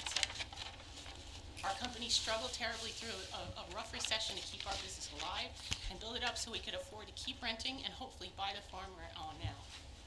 We struggle with trying to figure out how to afford the high cost of the farm, which has development rights intact and carries a very high price tag. Even if the town or county was in a position to buy the development rights to our farm, we would still struggle to come up with the funds to buy this farm and make it affordable and keep our business here in Riverhead. Our first idea was to try to get a USDA grant to put solar panels on our property to offset our very high electric costs. Unfortunately, even with that grant, that would have cost us nearly $400,000, which is obviously not possible for us. We then discovered there was another way we could install solar on our farm. We talked to several companies who have investors that rent land for a fixed period, incur all the costs for putting up the solar panels on the property, and they sell the power back to the utility company. We decided this would be a good avenue for us to go. Building a solar farm for generating power for PSE&G is not an easy process. PSE&G basically sent out an RFP to the entire island to find strategic and sensible locations for solar farms to be installed. They award a limited amount of contracts and only to those that make sense as optimal distribution points for the electricity. So at a considerable expense and risk, thousands of dollars and countless of hours of time and effort, we worked with the solar company to submit our application to PSE&G. Before we did that, we spoke to the Long Island Farm Bureau, we spoke to the town board, and we spoke to the town zoning department to make sure this would be supported by the community. By some miraculous stroke of good fortune, PSE&G awarded us a contract. Turns out that our farm is in an optimum location because of our proximity to the substation and the high electric needs of our surrounding neighbors. The portion of the property we want to put solar panels on has limited use for us because it is quarantined by the New York State Department of Ag and Markets for golden nematode. Since we sell nursery stock, we dig up some of the soil from the ground with the plants we sell. We are prohibited from selling that off of Long Island, which severely limits our market for those plants. So the spot we want to use is also located in the back of a farm and is literally 1,600 feet from any roads, is not visible from any street. We are surrounded by farms on all sides, and all our neighbors know about our plans and do not object. The solar panels do not give off pollution, noise, or smell. There will be no big trucks coming in and out of our farm to collect the energy, as we will be directly tied into the grid and passively harvesting the power of the sun for the use of the entire community. We would be helping to supply power to neighboring farms and homes in the area, and also helping the community by preventing the need for more power plants and infrastructure to be built on the North Fork to keep up with electric demand. In fact, we wouldn't even be taking the portion of the farm out of agricultural production, as we plan to use the support stanchions that hold the solar panels to hang and grow the vertical garden trays we sell, and use the shade provided by the solar panels themselves to grow plants underneath them. So putting up solar panels will actually expand our production space, not take away from it. And most importantly, we can make a stable, predictable income of rent from the solar company, which helps subsidize our other costs on the farm, and which Farm Credit told us makes us more attractive to the bank for lending us the money for a mortgage to buy the land. So here we were thinking, great, the solar farm is a win-win solution for everyone. It helps us expand our production, makes the land affordable, makes the bank comfortable to us to give us a mortgage, provides clean, sustainable energy to the community, an area where the utility company needs it most. And then we heard the town was planning on banning solar farms on anything but industrial zone land without any exception. The reality is, if you take away this option for us, then you make the land unaffordable, and you will basically be encouraging the owner of our property to sell the land to a developer for homes. You are asking us to pay full price for land with development rights intact, but putting restrictions on how we use the land to stay in business. We believe it is much more reasonable and fair if these projects are evaluated on a case-by-case basis, so that solar farms can be put on farmland when it is appropriate. Please don't make me have to sell my house and move my business somewhere else. I love it here and I want to stay in Riverhead. It's hard enough to be a farmer these days. Please don't make it any harder. Can I ask you a couple questions? It's the attorney in me, I apologize. How many acres do you want to, so you already were awarded this contract? Right. We've been doing this, we're in the midst of all Who are you dealing with in the town? Because our position has never been that you could do it there. No, I mean, what department, what person? We went to our attorney and he's spoken to the zoning board. We spoke to Mr. Who's your attorney? Oh, okay. And so you're at the ZBA now? No, the ZBA denied it, I think, or they didn't. You went to the ZBA though. We're in the process. Because they were selected. That's one of the things that we were discussing in code revision is that, or in code with planning, when all these solar companies were coming in and through the planning work sessions, is limiting it to a percentage of the farm and predicating it on LIPA selecting them for the solar. We talked to the zoning board, to the zoning people about a site plan, about having a certain percentage of the land. What is the percentage? We have, our array would be 12 acres on 44 acres, so it's about 25%. Okay. And that's because that section of the farm is what's in quarantine. That whole 12 acres is in quarantine. That's the only, Ms. Daniels, that's the only, I understand this, and I'm certainly willing to sit down and have a discussion with Farm Bureau and everybody else. I mean, I'm not so set in my vision, although I was an hour ago, but I'm a little affronted by you saying we're taking away something. We're not taking anything away. It was never there to begin with. You want us to apply it to it, but it gives it a spin like we're doing something to take something away, and that's just not the case. It was never permitted, is the point. How am That's I- why you went to the ZBA.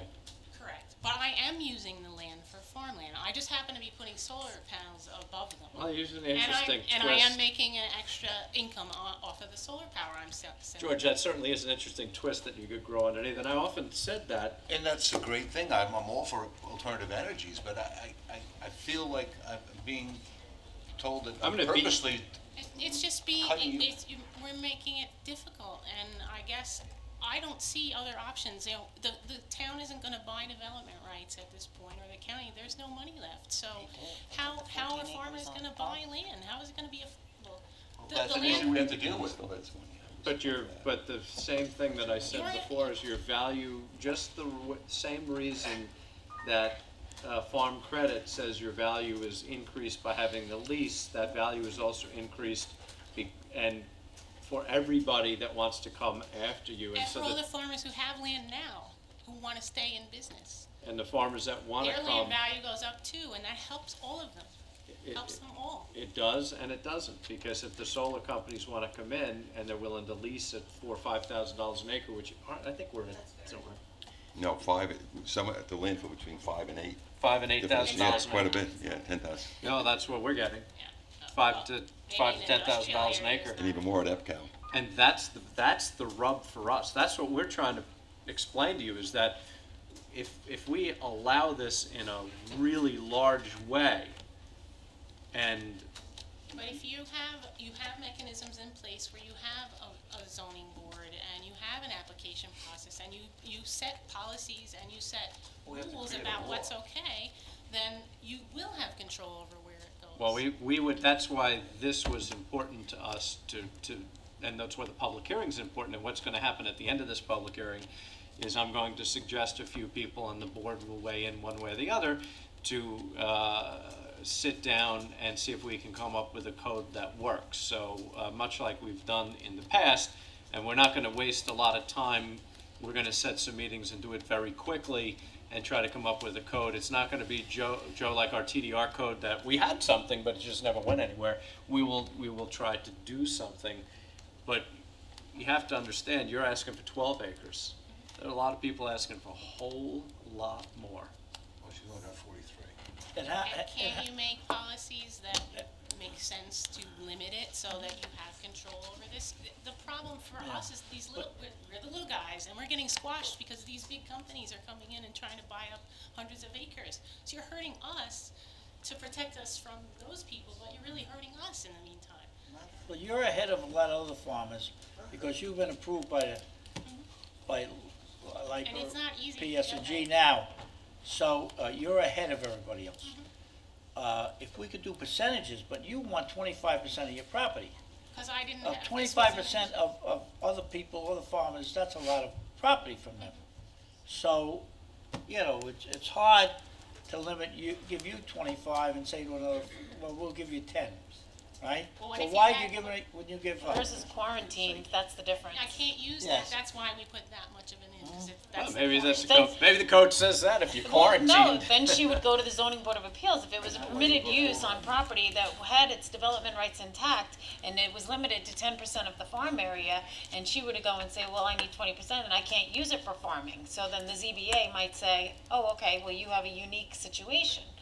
That's why we're saying on Right. a case-by-case basis, there are exceptional circumstances, and you could really be hurting people in the towns. Well, the ZBA is asking us for direction on this, because of your application. Seems like and an awful others lot that of work for something that asking wasn't for allowed. directions. So I mean, I think, Yes. you know, with everybody speaking today, I think leaning in your way, that farms that are not, That the property development is rights are taken away, intact. that's intact, that we may give we could give a percentage to it. You know, it's something to think about, Yeah. okay? If anything, I think it wouldn't be And that's wholesale why we rate, have it'd be these public percentage. hearings to Right. listen to everybody, You know, you could because they can change our mind. You can also do things like, you could make sure that there's a farming operation adjunct to that solar commercial production, and, when you hand in your tax assessment each year, you need to have your tax return that says you have an active farming operation that is in place there, so that this is a support for this farming operation, not just an opportunity to rent land to solar. I don't know that we can do that legally. Maybe we can, maybe we can't. It may be tough for us to say, I know in only another- farmers can do that. And then somebody else comes in that owns farmland, that leases it, and says, well, I want my 25%. Well, if there's a farming, they don't have to, as long as there's a farming operation on the land, so that it's in farming. If your zoning thing is the use has to be farming, then you're saying as long as it's being used for farming, then you would allow the solar farm as a percentage of it. All right, let's speed up on your, Do I mean, you have a talk to your deadline? attorney. Do you have a deadline in your application, LIPA or Yes. PSCG? That you have to get this done? Is it soon? Yes, we'll lose the whole thing Before They the have end to of the be year? installed by, Well, so it was, February. by February, you would have to have some kind of installation. So it was a little risky on your part to go ahead with this, not knowing that, or knowing that the town didn't. It's not on code now. There wasn't any opposition to it when we started this process. It was never allowed by code. It was never allowed, so if you did your homework. Right, but we knew, we talked to people in the zoning board about getting a variance, and they said you could get a variance for. You have a very good attorney, that's why, and he may get that through, He gets paid no matter what. Okay. But I can't wait to talk to him to see what's up his sleeve. But, Well, thank you. All right, thank you. well, thank you, you're making us think, and that's what the hearings are for. My turn. Stephen Angel, Essex Heffern Angel, 108 East Main Street, Riverhead, and I do represent Melissa and Anthony Caggiano at their company, Plant Connections. You guys are together, I figured that, but. They're sitting together, so I mean. One's the president, one's the vice president. That's it, see? And I also represent their property on Russell, Ireland. And I expect that I'm going to get a few questions, but in listening here, I've sort of reduced my comments to sort of follow what everybody's been saying about studying the project. I may differ slightly in the way you interpret your existing code. I don't know how you interpreted it. I understand that. But what you're proposing here is a prohibition on these particular facilities in light of a very powerful public policy. And I took a quote from the New York Works for Energy, New York Sun something project. And it quotes our beleaguered governor. And it says that the long-term commitment to solar energy represented by New York Sun, that's the name of the project that the state's funding, will make New York State a leader nationally in solar development. And so what you're doing here today, at least what's proposed, is it's a blanket prohibition on this type of facility in a very large area of the town. And to echo what everybody else has been saying, you should study it, and there's a legal justification for studying it, and that's the State Environmental Quality Review Act. This is an important planning decision. I think that when I looked at the regulations under the State Environmental Quality Review Act, arguably it may be a type 1 action, and that's sort of consistent with the problems that have been asserted up to now. And so I'm going to join the That's a problem. If we deem this a type 1 action, nobody's getting anything until we done with our impact statement. Well, you got to look at it. You got to look at it under the State Environmental Quality Review Act. I mean, But type 1 would not be helpful to your. Well, it wouldn't be helpful to get the issue resolved quickly and legislatively. That's correct.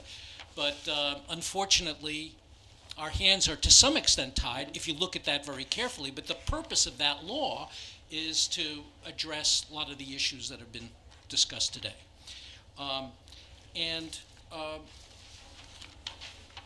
The other thing that I wanted to point out is that as an observer and as a lawyer who represents people who want to use their property, I mean, I understand what you're saying on the board about how the particular right to use the property for this purpose will increase its value and thereby reduce the amount of land available for farming. Well, I personally have a problem with that. To say we want to encourage farming by taking value out of farmers' land seems to me one unfair to perhaps unconstitutional attitude. I'm not If you saying, had the right, you don't have the permit. well, It's not a permitted arguably, use. I mean, if you had the right, well, you certainly had the right prior to zoning, right? Before anybody put any limitation on it. Your code is not quite explicit on the issue. We've studied it because we made the application on behalf of Plant Connection, and we made it on a whole bunch of different theories. There's something, and it's been brought out by the public, there's something inherently troublesome to me to say we want to encourage farming by stripping value out of property, and we want to keep the value low. Farmers Steve, need I don't value think in we their say property. that. I don't think we say that. Well, you did say that. No, what I'm saying is you didn't. We had an applause meter. We would see how you were understood. Yeah, I think well, I I would don't win that think argument. Steve, I don't think that that's what I'm saying. What I'm saying is the use didn't exist because we view it as a manufacturing use. But if we gave you the use, because right now, you open the Euclidean zoning code and look at it, there is no use in the APZ that says solar panels. So what I'm saying is that's how we function. There's no use for you to build a nuclear reactor. There's no use for you to build millions of You're different using a things. wrong example, because if the state or the federal government wanted to build a nuclear could build reactor, it. they would not be speaking to you. But They would just do it. You understand But, my point. The use doesn't exist. So what I'm saying is, if we were to give you the use, that runs contrary, in my mind, to trying to keep farming economical. That's my point. Well, I You see may it. think the use exists. I don't think it exists. I think an argument can be made that the use exists by virtue of the provision in the code that gives you the authority to grant special exceptions for public utilities. I mean, that's part, I don't know if you looked at our application, but that's I part did. of it. What? I have. Oh, okay. And you know that we made that argument for an interpretation before the zoning board, among other things, different types of variance applications. We try to hit all the different rubrics. I mean, one could argue that. I didn't think it was appropriate to argue that technical issue here. I join in the chorus of people saying that this is an important issue to the farming community, an important issue to my clients. It's something that we would hope that you would look at and study very carefully and hopefully come out with the conclusion that farmers need a break. They need to be able to do this. And I don't think that the intention of the farmers who are in the program, who have been accepted under the RFP, are farmers who are just giving their entire ownership. First of all, it's my understanding that, at least in this RFP, none of the parcels are greater than 12 acres. I don't know what's coming across your desk, but there was a limitation for each one of the projects that I think you're in a PSEG different allowed. RFP because yours has been awarded. Ours has been awarded. I'm only talking about the one that was ours. Correct. I don't know about the There are future. The two future other may have, RFPs. you may be miles. I don't know. Well, I'm just that's- talking There are about what miles, was, right? what was. There was a uh, 50 megawatt awarded and then just there was now. a 100 megawatt. 280. What? So anyway, 280, the last one. The last one was 280, the first one was 50. it's a 2 megawatt limit at this point. Right, that's a Per different, property. that's different from what is Because we put in into that theory for landfill. coming. In theory, what? It's different, your application to LIPA is different in theory to what could be coming under the 280 megawatt application to LIPA, or RFP that LIPA submitted. That's There- where the right. potential large-scale commercialization of Sound Avenue. Well, perhaps, That's my point. I don't want to see the large-scale commercialization of Sound Avenue. Well, perhaps there's a compromise out there, and perhaps the compromise is hinging it to, in the agricultural zone, hinging it to some percentage, and hinging it to an existing agricultural facility. I don't know. I haven't looked at that. I've looked at the variance application and how we can navigate our way under interpretation, use variance, accessory structure because of the unique nature of my client's property. I haven't looked at the policy issues, other than it's very important for them, them individually, to obtain an approval for their economic health. And it's not going to change their agricultural operation, which is a very unusual agricultural operation. I don't know if they fully explained it to you, but they do vertical agriculture. And I remember seeing, I didn't know about it until I met them several months ago.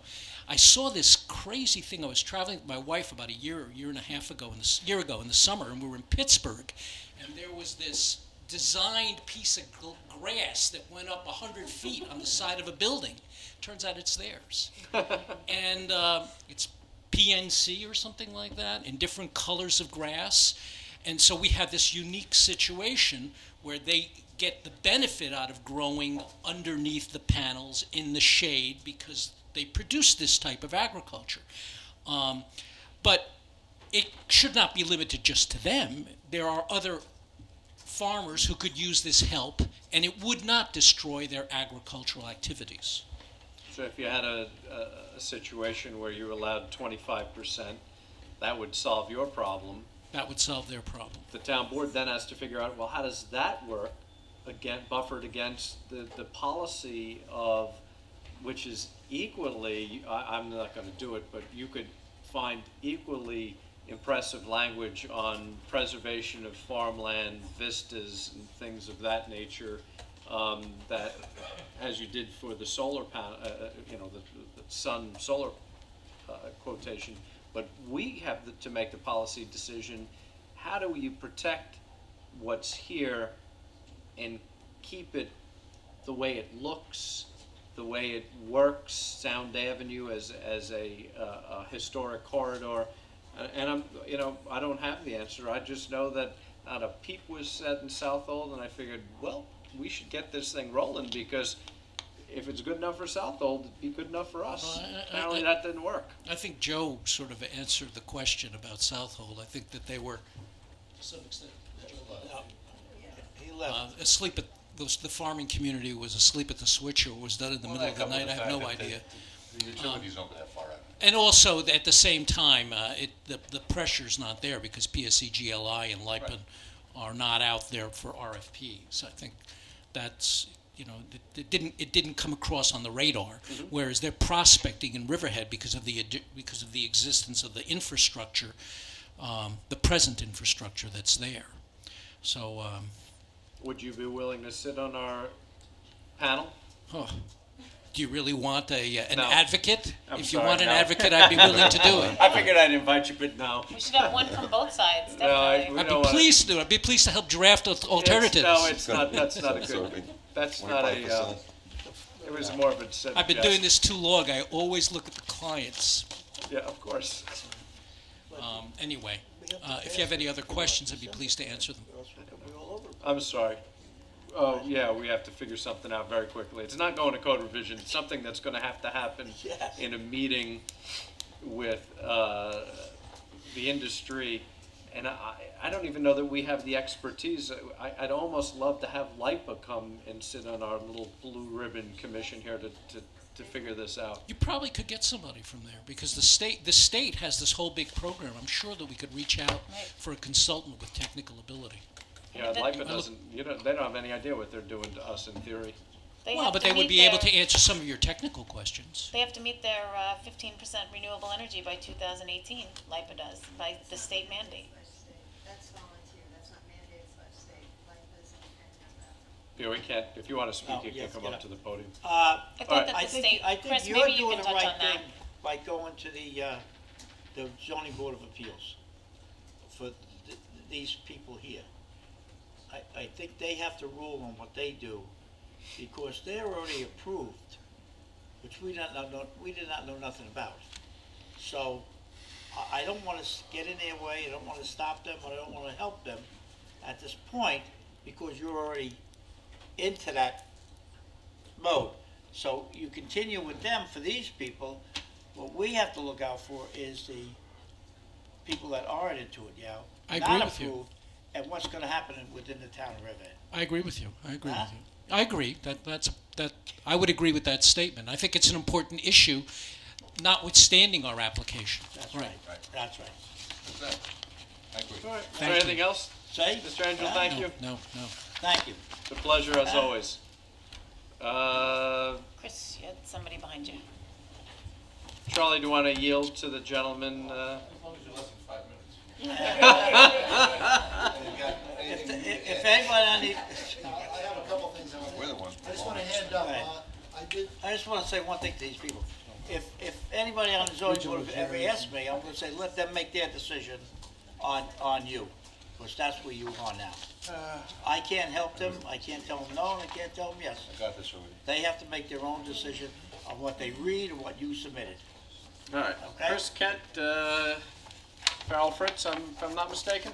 That's correct, yes. Okay. Yeah, hopefully I can add a couple of new things. First of all, you should be proud of yourselves in Riverhead. We always are. Taking on an issue and having this Deservedly or not, Chris? having this type of public participation in an issue that's going to be decided by the town board, I think is a good thing. Oh, he's good. So I think you should be proud of that, Sean, not questioning why there was only one speaker in Southold in a way that there should be less here. You should be questioning why was there only one speaker in Southold on the issue. Right. You should be proud of all the people who are willing to come out and provide their input and opinions at a public hearing. on an We issue are. That's this important. My name is Chris Kent. I'm from the law firm of Farrell Fritz, and we represent a number of clients, not just in Riverhead, but in other towns on Long Island, who have proposed to install utility-scale solar generating facilities. I want to give you a little bit of information about solar facilities. A lot of people have spoken about the impacts on the land, but the operation of a ground-mounted solar array or solar generating facility is a passive use with little to no impacts upon surrounding properties and no demand upon existing infrastructure or local services. Facilities are, for the most part, unmanned, resulting in no impact upon traffic and no need to expand or enhance the existing capacity of adjacent roadways. Fixed solar arrays have no moving parts. They produce no noticeable audible noise beyond the boundaries of the proposed projects. They generate no solid waste and no sewage. There are no harmful products, gases, or vapors associated with a solar generating facility. The areas that are disturbed for the installation of a solar array remain almost completely pervious, meaning the water can percolate through, and the soils are unaffected. In contrast to other alternative potential uses permitted under your zoning code, a solar generating facility will result in little to no impacts upon adjacent properties, neighboring landowners, and the environment in general. The use is essentially temporary in nature, with the land easily restored to its prior use or another use upon the end of the useful life of the solar generating facility. Proposed non-permanent uses as a solar facility allows town planners the flexibility for future planning and zoning and the consideration of uses of a site as the surrounding properties and areas are developed. At the same time, this temporary use of a solar facility will provide the landowner a reasonable return from a use that will reduce CO2 emissions into the air, nitrogen into the ground, and our reliance upon foreign fossil fuels. Due to the low height requirements for solar panels, there's no massing of structures that would necessitate customary setbacks. With a well-designed natural buffer around the perimeter, a solar generating facility site will be nearly unnoticeable from surrounding properties and adjacent roadways. With designed access aisles between the panels, nearly 70% of a site's total surface area remains suitable for natural ground cover, and less than 10% of the site will be impervious surface. So now looking at, and I agree with a lot of the comments that were made, especially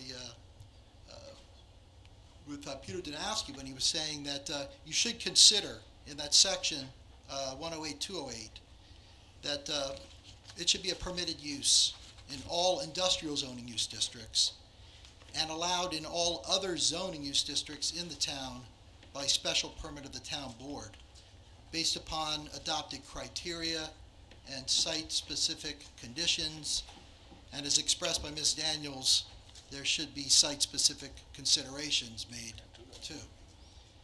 By the way you've done it now, you're prohibiting it. You should be allowing it and limiting it.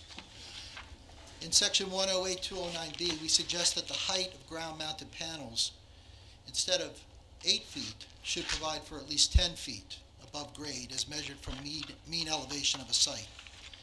Section 108.209D, the access ways and natural aisles located between the solar array panels should explicitly not be included in determining total surface area.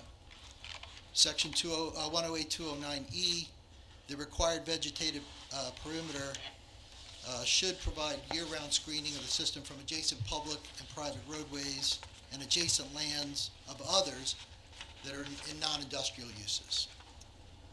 108.209K, any special permit approval granted under this article should have a term of 25 years with the right to extend for another 5 years and the right to renew thereafter by application to the town board. And lastly, the proposed section 108.209(1)(i) provides the town with the authority to incur expenses to decommission and remove commercial solar energy production systems and to add those expenses to the property owner's tax bill as a lien against the property. And thereafter, in section 108.210A, you require the posting of a performance bond to cover the cost of decommissioning the system and restoring the site. What you should consider there, rather than having both those provisions, you should consider foregoing the posting of a performance bond when the developer of a proposed solar system is or will be the owner of the property, because that provides you with the ability to put a tax lien if you do incur expenses. And no, I did not attend the solar discussion in Southold, but like I said before, I think that's Southold's loss, not Riverhead's. Chris, can I just ask you a question? When we had met regarding a piece of property that you're interested in putting the solar panels on, you had expressed a concern about the site where it may be hilly, so that the solar panel might have to sit up higher if it's down in a hole, rather than the 8-foot height requirement, that it might be from the road grade, the 8-foot height grade be from the road grade, not from the actual base of the solar panel up. So that's something that the board should consider also. When a solar panel is placed in a lower terrain, that it may have to be higher to become the same height as the other ones that are at a higher elevation. Yeah, the idea is to create some consistency, and there are other people in the audience that could speak to that, but you'd want to create some consistency with the height of the panels rather than having them roll, because you would create shadowing. But I don't think our code really prohibits that. It says No, 8 it doesn't, feet high. but if you create a height limitation, it's how do you measure that height? Well, I would think it would be. The highest topography, I would think. Yeah, no, I would Just the think max. the way we do all of our heights by, Which one is that? your mean elevation. Okay, well then it should be clear in here that that's what it's based on. And then also, Chris, didn't you tell me also that New York, that LIPA had to be 15% renewable by 2018? Oh, that's a goal, that's an objective. If you've been paying attention to the solar marketplace, there's been clean solar initiatives. There have been 2 of them. Feed-in Tariff 1 was a 50 megawatt program. Feed-in Tariff 2 was a 100 megawatt program. Right. And now LIPA put out an RFP back October of 2013 for 280 megawatts of renewable energy to be in place producing by 2018. That's their goal. And that's the policy not only here but across the state. If it doesn't happen in Riverhead, LIPA is going to be pursuing it elsewhere.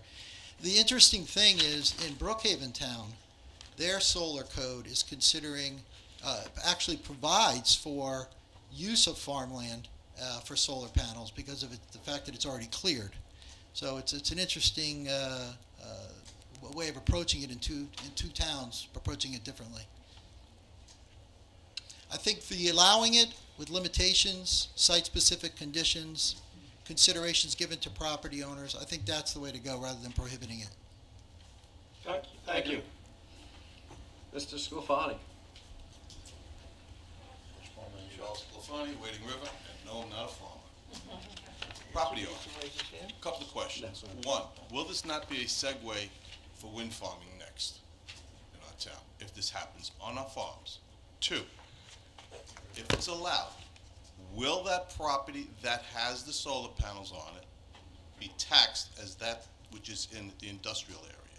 Yeah, that's an Yeah. interesting point, the conversation, well, it's not, That's you what I can't would say like to yes. say. That's, on That's- Thursday, we're gonna have that conversation, because there's a wholesale exemption for the taxes on solar, so we either have to opt out of the state code or provide pilot payments, and it's my opinion that we opt out for everything except for the people that use it, and I don't know that I can legally do it, yet the people that use it for their own productions in their homes or on their farms, but if you're selling it, then you're paying whatever the taxes are. But in the way the state law is written right now, which may sunset, I haven't had a chance to read it, I'm a little behind with that impact statement, but there may not be taxes on it due to the state law unless the town does something. Okay, and my third, I think before you make a decision, you should take a road trip up to Long Pond Road over in Pennsylvania. We're directly across the street from the NASCAR track. They have a huge solar panel farm.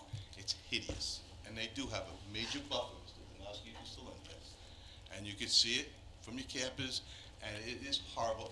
But the little goats are cute, because they have goats and sheep eating all the food, all the grass. Your wife dragged you to NASCAR? Please. Yeah, that's it. Say it. All right, thank you. Thank you. Does anybody else wish to be heard?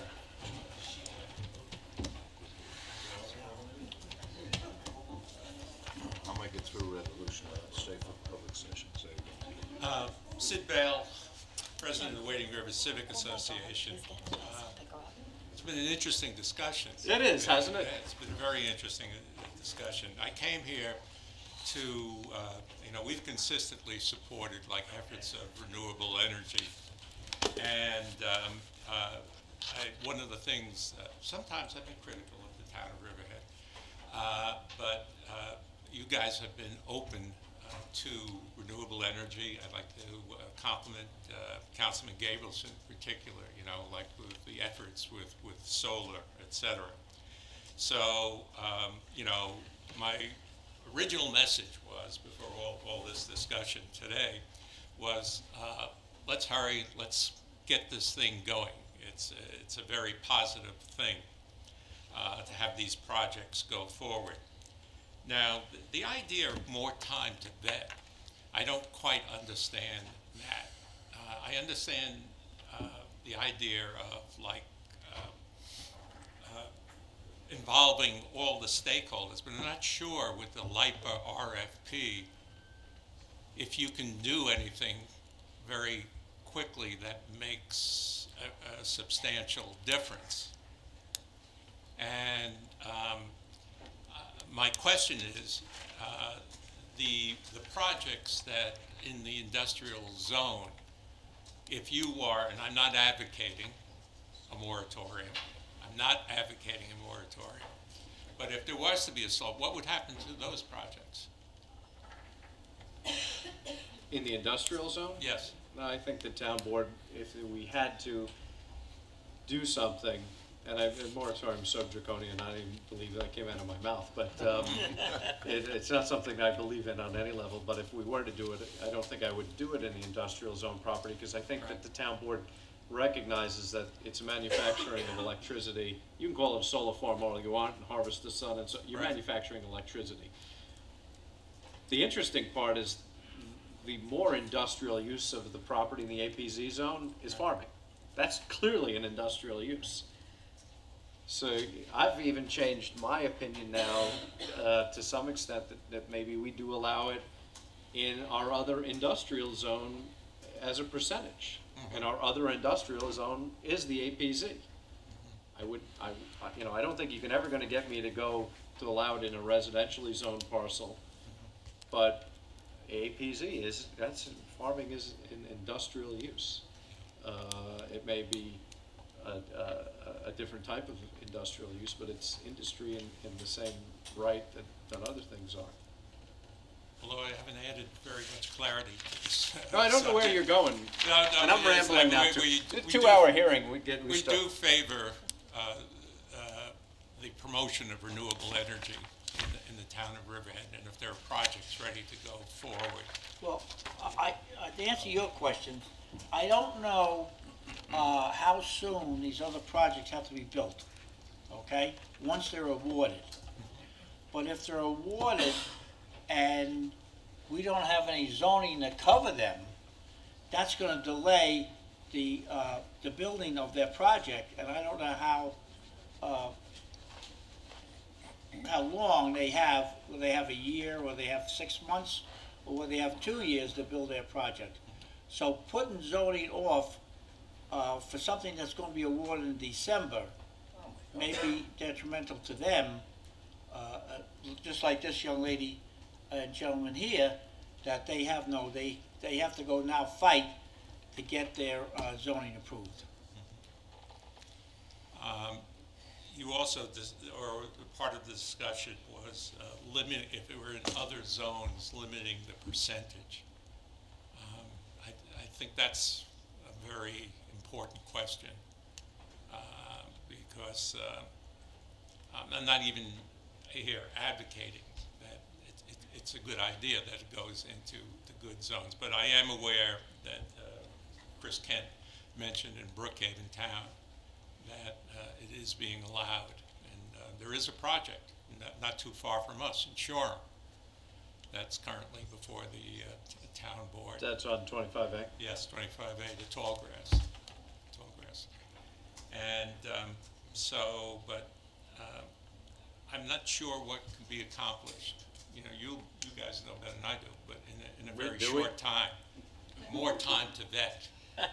I mean, you know, we could throw something out there. I mean, really using this public hearing more as a town board open forum here to discuss it. And I know this is good for me to vet this code. I'm not sure it's good for everybody else, but it's good for me, and I think it's good for the board. Yeah. The issue, though, is if we just said 25%, is that just an arbitrary? Where do we come up with an arbitrary number? Because I don't think anybody would want to say you could allow it in all APZ no matter what. Do you limit it to, you know, how do you make that number not arbitrary? Because I don't think anybody wants to see, I think when you see some of the solar farms that are going to come in this town in the industrial zones, you mark my words, people are going to be like, whoa, how'd that happen? I don't think they're going to like it. Yeah, I think that- 25% or less. Well, there'd have to be a minimum acreage on the APZ property, so if it was 10 acres or 20 acres or 25 30 not acres. to exceed. Whatever the board determined was the minimum acreage where this could occur, and then you'd say 10%. Whatever LIPA seems to have approved, that would be a solar array that would be cost effective to tie into the grid. So it's got to be something that's enough to be cost effective to tie into the grid, but you have to have enough acreage in the APZ in order to allow for it. And there's not a person in this town hall that knows what that number is. Right. Because it's, I don't even know that LIPA's gonna be able to come and say, I mean, they probably tell us, you probably get 10 different guys and people in here from solar companies tell you what the minimum acreage they need to make money, and it'll be 10 different answers. And so, you know, as with so much in zoning, it does seem arbitrary, and I think some of the attorneys in the audience would agree that zoning in many cases is arbitrary. But I mean, I could get my mind around a percentage in the APZ. And is that something the civic you think would support? I don't know, you know, it's like the hearing today, like the nice turnout that we have today. It obviously struck a responsive chord in the farming community. And I'll tell you the truth, I was surprised because maybe is being naive, I just assumed that this was a no-brainer, that everyone would support this legislation. Banning this. I did too. That's what Sean thought. Based on South Hall. No, seriously. And but these other issues, you might have more people here who feel very strongly and say, darn it, the money that we pay for preservation, right, should be going into like solar projects, et cetera. And because they would be surprised that this doesn't pass. You know, it's interesting because you don't see the decampers. I don't see, is anybody from North Fork Environmental Council? I don't group for the East End. I don't see any environmental. So I think this is one of those issues where they love solar. They're probably No, no, no, torn we have- between loving solar and wanting we to got some protect. letters. We have communication, we have communication.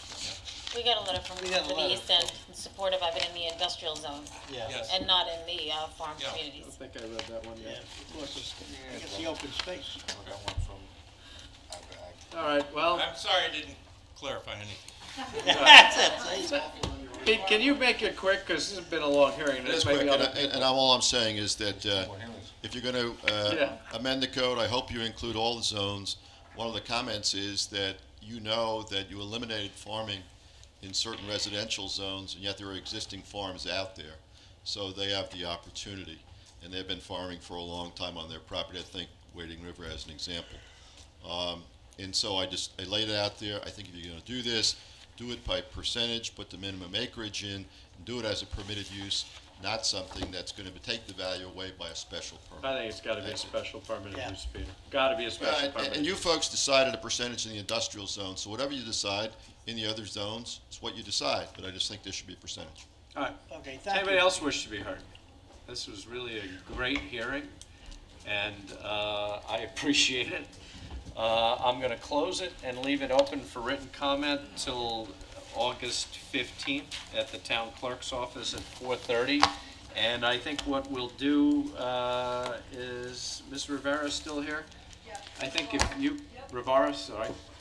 I think what we'll try to do is convene a meeting with some of the stakeholders. George, you want to? Yeah.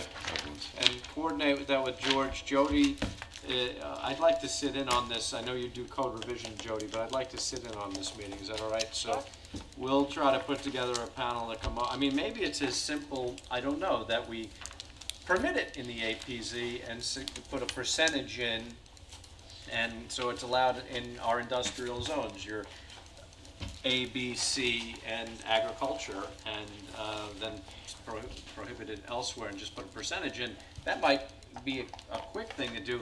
Jeff Murphy will definitely be involved in that, because somehow I gotta get through secret, and if I make it type 1, we'll all be sitting here next year discussing the same thing. George, that's be pretty fast. Yeah. Well, I Okay? want to look at the tax implications too, all that stuff. Well, we'll get the town assessor. Mason, do you want to be part of this, or somebody in the assessor's office? Yeah. We should have some input there too. All right, thank you very much for a very informative hearing. I do appreciate this opportunity for us, because, we don't always get it right. All right, so we have another town hearing scheduled for 2:10. The consideration of the appeal by Kathleen Johannesson for the revocation of a rental permit located on 22 West 2nd Street, South Jamesport. The time is now 4:15. I open that public hearing. Good afternoon, Charles Cuddy, For the applicant. 445 Griffin Avenue, Riverhead, New York, for the applicant. This won't take 2 hours. Good. I'm listening, but I'm just going to visit a member of the audience. Go ahead. Okay, we've been talking about earlier today, and just a few minutes ago, about prospective legislation. This is about existing legislation. I don't know, can you hear me? I can Well, barely well, hear you. yeah. I got away from close. Peter's louder than you are, but that's all right. Yeah, Gary, I think is this a hearing or an appeal? Well, this is an appeal. It's an It's an appeal, appeal, but it correct? requires. It's an appeal. Yeah, that's what it said. He said it was a hearing. What I'm here to talk about is Chapter 86, rental dwelling units. And the prohibition which you've placed on transient rentals. Okay, my client has a rental site on West Street in Jamesport. She's had it for 8 years. And she is a single person. She uses the funds from that rental to help her 2 children go to college. This year, she received a letter at the end of May saying she could not have the rentals that she previously had because, and it's interesting to think in terms of arbitrariness, but the board had set a 29-day minimum for rentals. You have to Again, have. following another town. Okay, well, I think the other town, and I'll get to that in a minute, may be a little bit different. But in any event, last September, you had a hearing that lasted 37 minutes. There were 6 people that spoke. One of them just asked a question. And one of the problems I have immediately is my client, of course, did not know that. She was not apprised specifically about it. And I think that although due process is a very procedural due process is something that we always talk about, there's a question when you have a small class of people, and I think that the number of summer rentals is relatively 100 or more, that I think they should specifically have gotten notice. She did not have notice.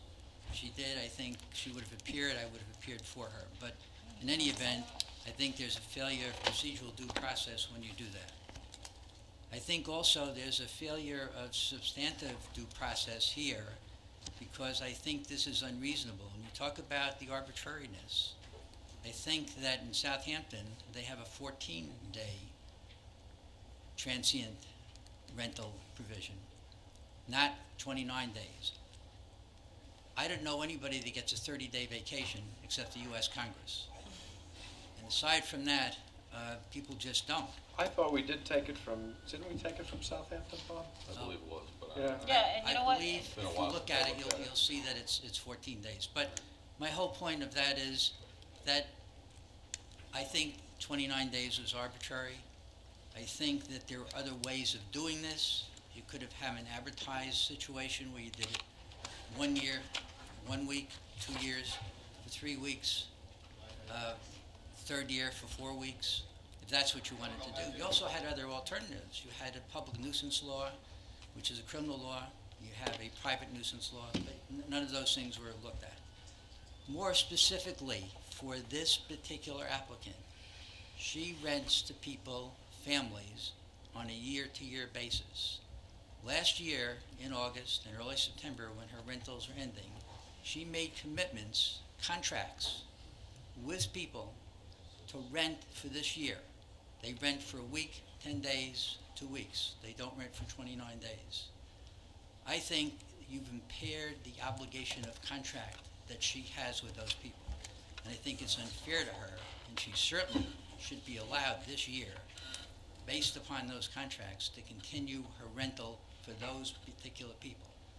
And they've been doing that for years. And so it's wrong, I think, quite frankly, it's constitutionally wrong to impair that contract that she has. But I want to talk to you also specifically about a section of your code that I think is a problem. Because I think there was a misunderstanding about what you were putting down as an exclusion. If you go to what is called section 86.4D, that's where you prohibited transient rentals. You have language in there that says it shall not apply to the following, : any legally operating commercial hotel, motel business, or bed and breakfast establishment operating exclusively and catering to transient clientele. That is, customers who customarily reside at these establishments for short durations for the purpose of vacationing and so on. If that is in effect, then all the people who rent cottages along the bay are probably in violation because it doesn't exclude them. I think at the hearing, you indicated, and this is the hearing of September 17th, the indication was that it was commercial hotel, motel, or business established exclusively and catering to transient clientele. That would have allowed a group to get out, cottages that rent along Peconic Bay. Right now, if you enforce the law as written, then you have to enforce it against all those people.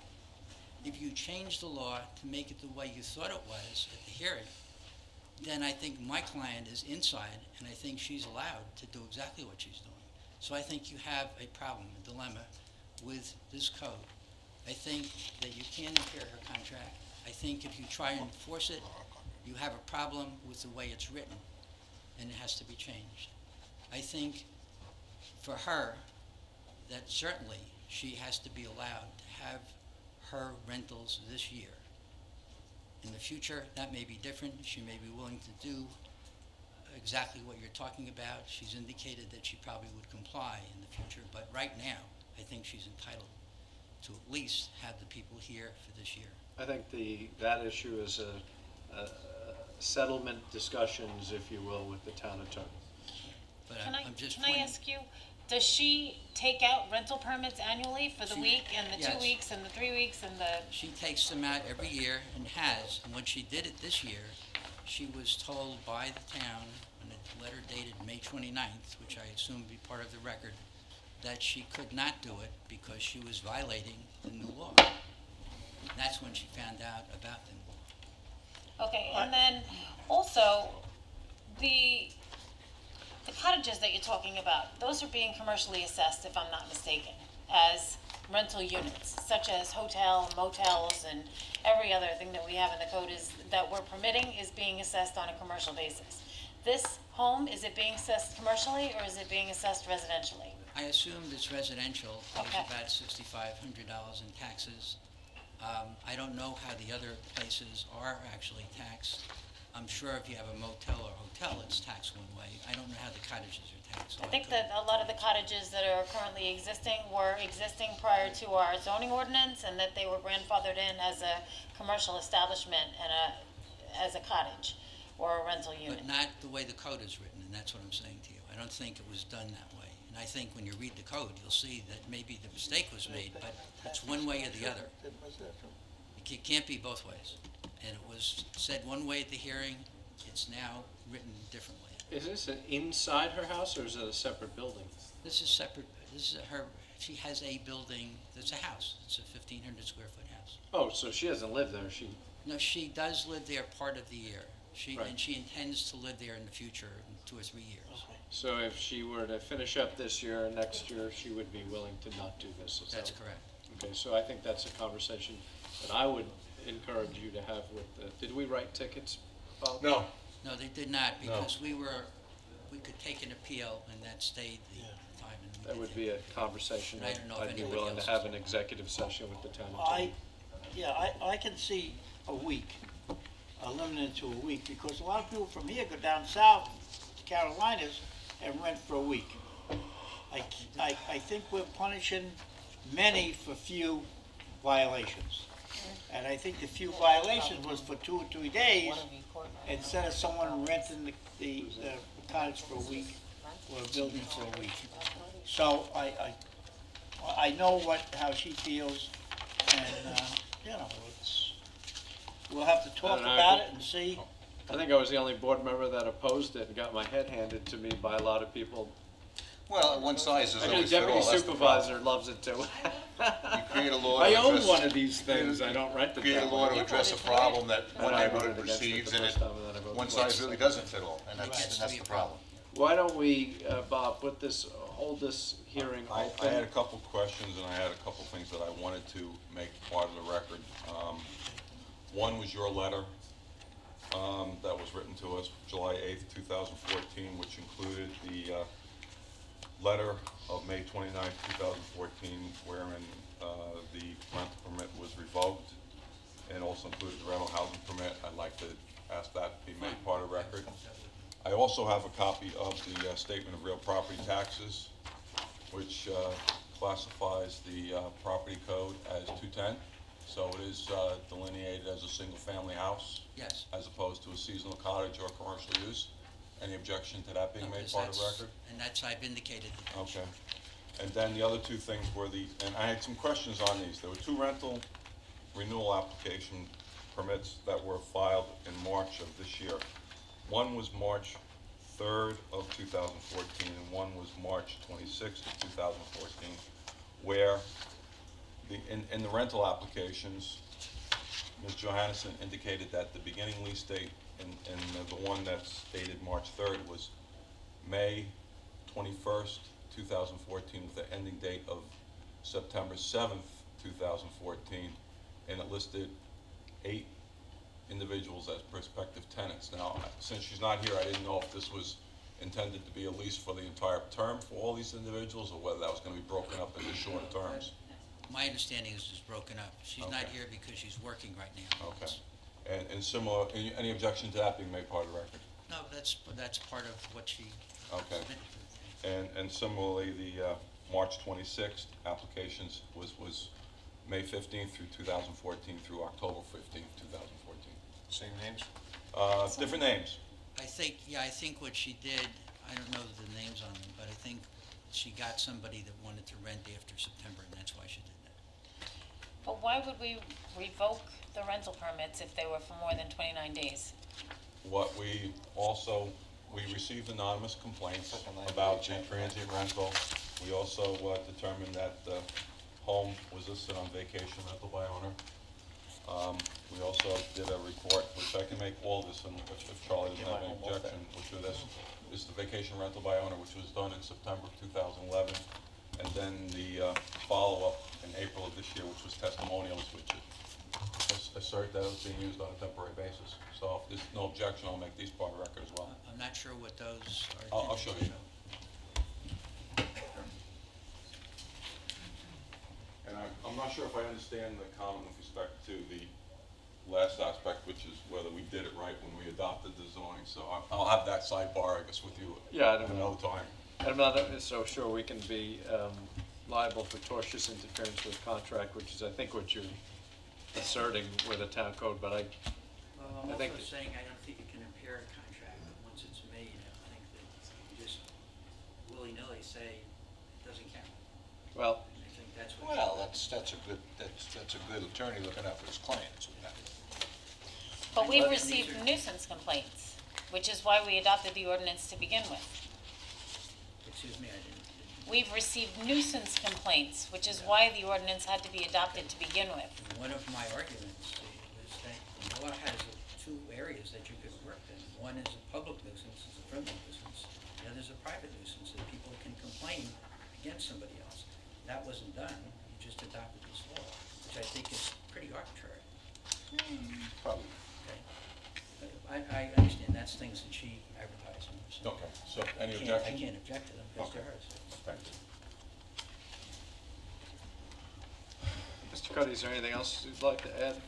Oh, and I'd be pleased to meet with the town attorney, as you suggested, and go through this. Okay, why don't you do that, and we'll put this on for executive session for deliberation. We'll leave the public hearing open until the next town board meeting, and we'll close it then if it should need be. So we'll just adjourn it. Fine. Okay, thank you. All right, Now the biggest one, this is the one, really. 2:15. I mean, Fourth public hearing being scheduled for 2:15. It is now 4:30, 4:29. And this is a consideration of proposed local law to add Chapter 98A entitled Drop-Off Bins to the Town Code of the Town of Riverhead, hereinafter known as the Lewis Kathleen Walter Amendment. This prohibits drop-off bins. Bob, why don't you give us a synopsis of this? We're looking to add a new chapter to the code. And as you pointed out, the idea is to place some restrictions on drop-off bins being placed around the town of Riverhead. There will be a permit that will be required to be obtained from the building department as set forth in 98A3 as proposed. It also sets forth certain requirements for who will be allowed to obtain these permits, and sets forth fees. I wasn't the principal architect That's a of good this legislation. synopsis. Does anybody wish to be heard on this matter? It does have some pretty steep fines. Sid? Sid Bale, Wading River Civic Association. We're strongly in favor of this. This is, I think we all have a responsibility to help our fellow human beings, but unfortunately, these clothing bins are not necessarily the best mechanism to do this. There are some very legitimate organizations, I know in the town of Brookhaven, when this similar legislation was passed, they had people from Big Brothers, Big Sisters, and St. Vincent Paul, who came and spoke in favor of very similar legislation, very similar provisions. Why? Because there's a lot of flim-flam, right? There are organizations that aren't really charitable organizations, and no one is really benefiting other than the people who put out these bins. One of the things that I did notice in the provisions, et cetera, there's a provision that the town can confiscate these things, and there's a fine for so much per day. The only thing that occurred to me was, and then after a certain period of time, you can actually destroy the bins. Have you looked at some of the bins in the town of Riverhead that have been showing up? They probably get destroyed the minute you lift them. Yes, right. I'm not sure they qualify as a bin. Yes, right. That's next thing will be cardboard bins. It's like an oversized doghouse. Yes, yeah, right. You know, so that's not much of a threat. Well, I guess my question yes, is. But we can go around, not that we have the manpower to do it, but just pick them up and remediate the nuisance easily. Okay, but yeah, we're strongly in favor of this. I don't think this is going to restrict people who want to donate clothing items, et cetera, to legitimate charitable organizations. So I think it's long overdue. Thank you. Anybody else wish to be heard on this? Not seeing anybody, I'll close the public comment portion, leave it open to written comment for August 15th. We're going to take resolutions up. Anybody wish to be heard on resolutions? How do we do? Jim, is Michael picking up? Sal Mastropolo, Calverton. This is a Block Island. 548. Can you tell me what road that's on? Which one? 548. That's on the main road. Right. 25. Thank you. 552, I think, is a dupe of 568. Yeah. 568 withdrawn? Yep, got it.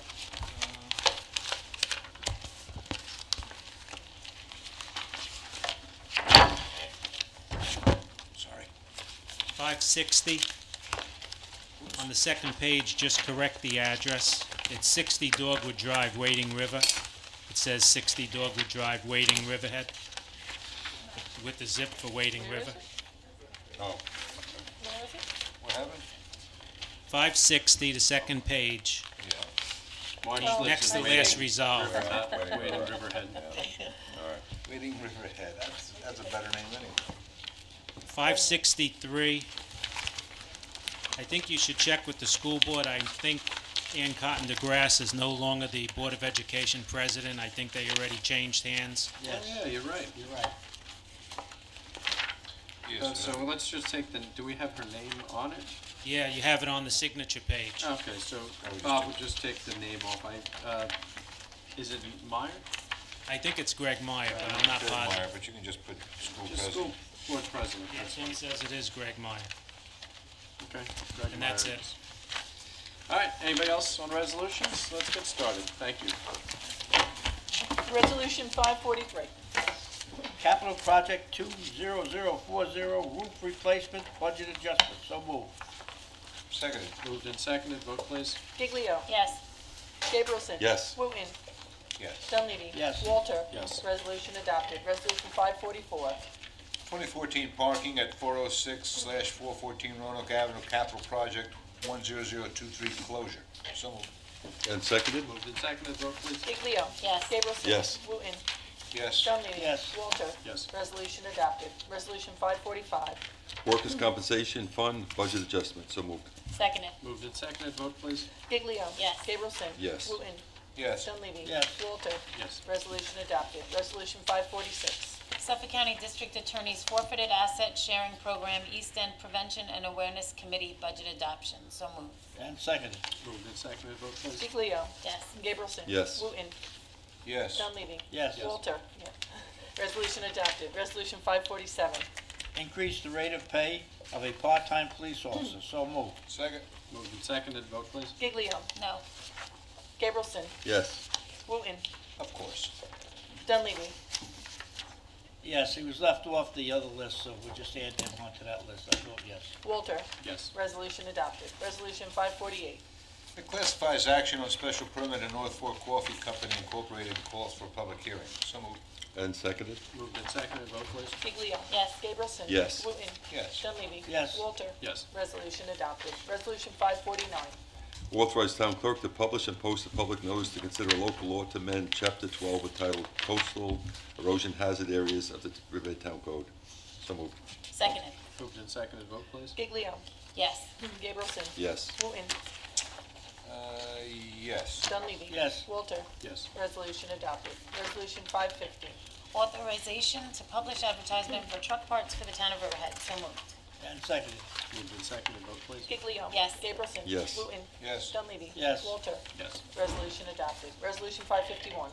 Authorization to publish advertisement for work clothes for the town of Riverhead. So moved. Second. Moved and seconded, One of vote the people please. naked. Giglio. Yes. Gabrielson. Yes. Wooten. Yes. Dunleavy. Yes. Walter. Yes. Resolution adopted. Resolution 552. Rescinds portion, some word, rescinds portion of bid award number 518 for lubricants. So moved. And seconded? Moved and seconded, vote please. Giglio. Yes. Gabrielson. Yes. Wooten. Yes. Dunleavy. Yes. Walter. Yes. Resolution adopted. Resolution 553. We're gonna do these together, right? Oh, we're gonna? Yes, 553 to 556 for recreation. Okay. Want to move that once? Yeah, move them all at once. Make a motion, move 553 to 557, and it's ratifies a point for recreation specialist, the recreation department. 556. 556 or 7? 556. 556. Okay. 53, 56. 53, 54, 55, and 56. We're going to move them all as one resolution because there ratifies appointments, there ratifies assistant, there ratifies appointment, and they're appointing a recreation aide. So move? Seconded. Moved and seconded, vote please. Giglio. Yes. Gabrielson. Yes. Wooten. Yes. Dunleavy. Yes. Walter. Yes. Resolutions 553, 54, 55, and 56 are adopted. Resolution 557. Authorizes notice to bidders for control valve maintenance and repair services for the Riverhead Water District. So moved. And seconded. Moved and seconded, vote please. Giglio. Yes. Gabrielson. Yes. Wooten. Yes. Dunleavy. Yes. Walter. Yes. Resolution adopted. Resolution 558. Authorizes town clerk to publish and post public notice of public hearings considering proposed local law for an amendment to Chapter 101 entitled Vehicles and Traffic of the Riverhead Town Code, 101-3, stop and yield intersections, railroad crossings, parking fields. And this location is Griffin Avenue and Lincoln Street. So moved. Second. Moved and seconded, vote please. Giglio. Yes. Gabrielson. Yes. Wooten. Yes to the hearing.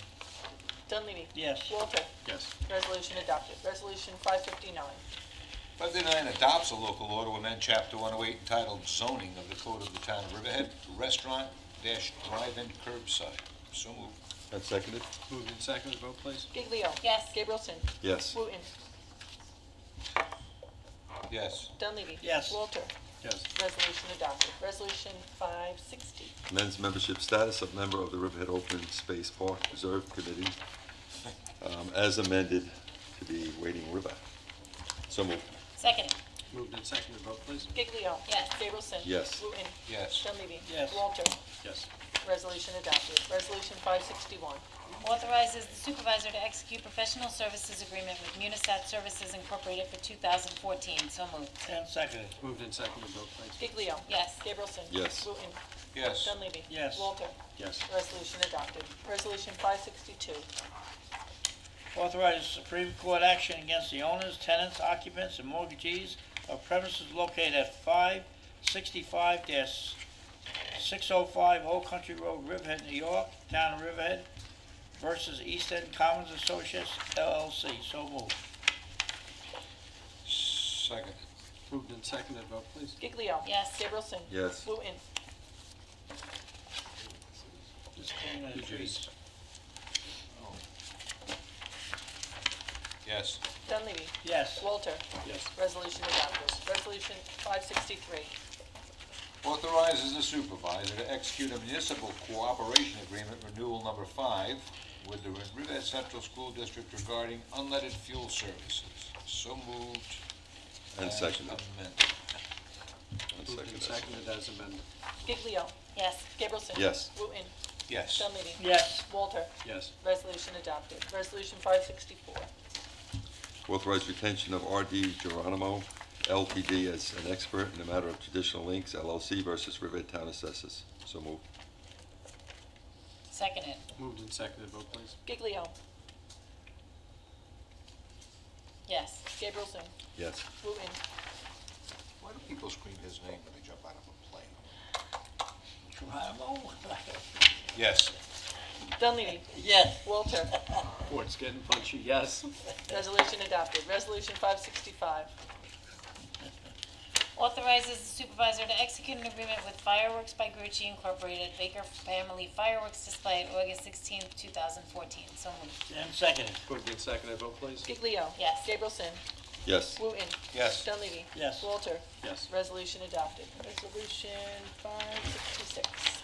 Approves the application for fireworks permit of Fireworks by Gucci Incorporated, Baker Family Private Residence. So moved. And second. Moved and seconded, vote please. Giglio. Yes. Gabrielson. Yes. Wooten. Lots of boats in the bay that night, yes. Dunleavy. Yes. Walter.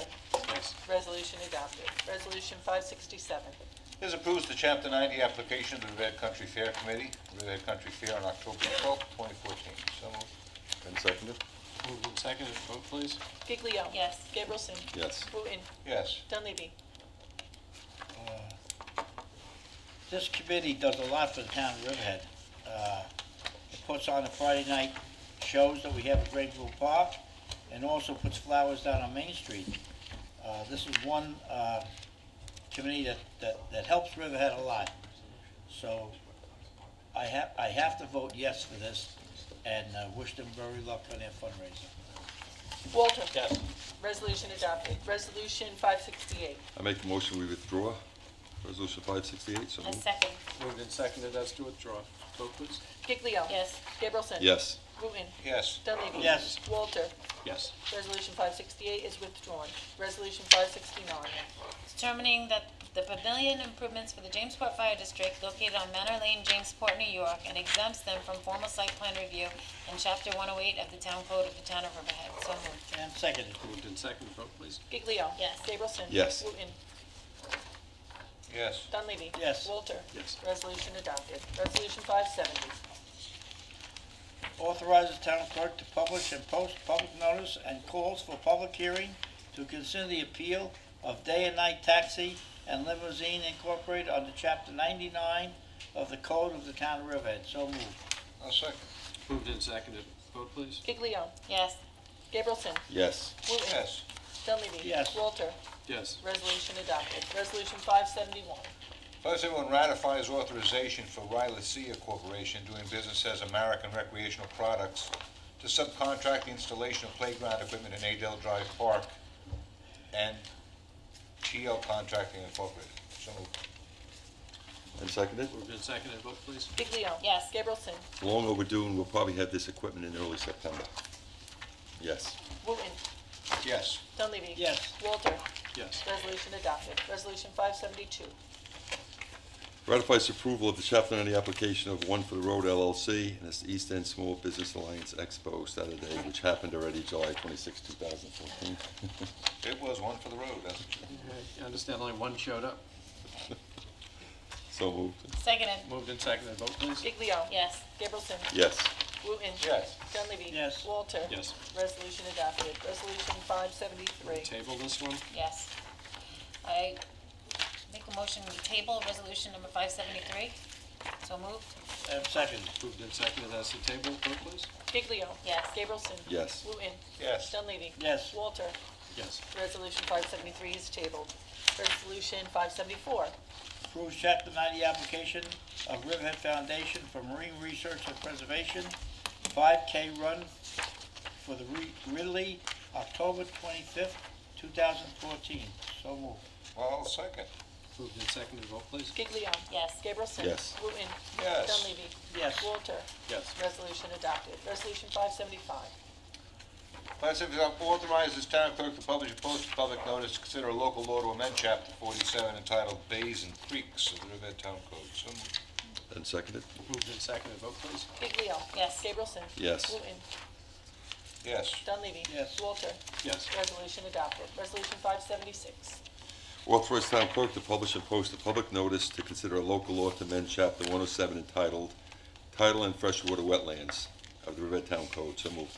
Seconded. Moved and seconded, vote please. Giglio. Yes. Gableson. Yes. Wooten. Yes. Dunleavy. Yes. Walter. Yes. Resolution adopted. Resolution 577. Appoints member to the Agriculture Advisory Committee. So moved. And seconded. Moved and seconded, vote please. Giglio. Yes. Gableson. Yes. Wooten. Yes. Dunleavy. Yes. Walter. Yes. Resolution adopted. Didn't we Resolution put 5. Charlie Shear back on one of the committees? On the Farm Select Committee, this is the Farm Advisory Committee, which he came off of. Resolution 578. Appoints member to the Veterans Advisory Committee. So moved. I'll second. Moved and seconded, vote please. Giglio. Yes. Gableson. Yes. Wooten. Yes. Dunleavy. Yes. Walter. Yes. Resolution adopted. Resolution 579. Authorizes the town clerk to publish and post public notice to consider a local law to amend chapter 108 entitled Zoning of the Riverhead Town Code, Transfer of Development Rights. 108-330, Redemption of Preservation Credits. So moved. Seconded. Moved and seconded, vote please. Giglio. Yes. Gableson. Yes. Wooten. Yes. Dunleavy. Yes. Walter. Yes. Resolution adopted. Resolution 580. Pays bills. So moved. Seconded. Moved and seconded, vote please. Giglio. I'll abstain. My husband runs a golf camp that the Recreation Department uses, and there's a check in there for them, so I'll abstain. Gableson. Yes. Wooten. Ooh, wait a second. I'm sure I can find one. Yes. Dunleavy. Yes. Walter. Yes. Resolution adopted. Okay, does anybody wish to be heard on any other matter before the town board? Not seeing anybody, can I get a motion to adjourn? All in favor, aye. Opposed, abstention, motion carried, meeting adjourned. Thank you, everyone.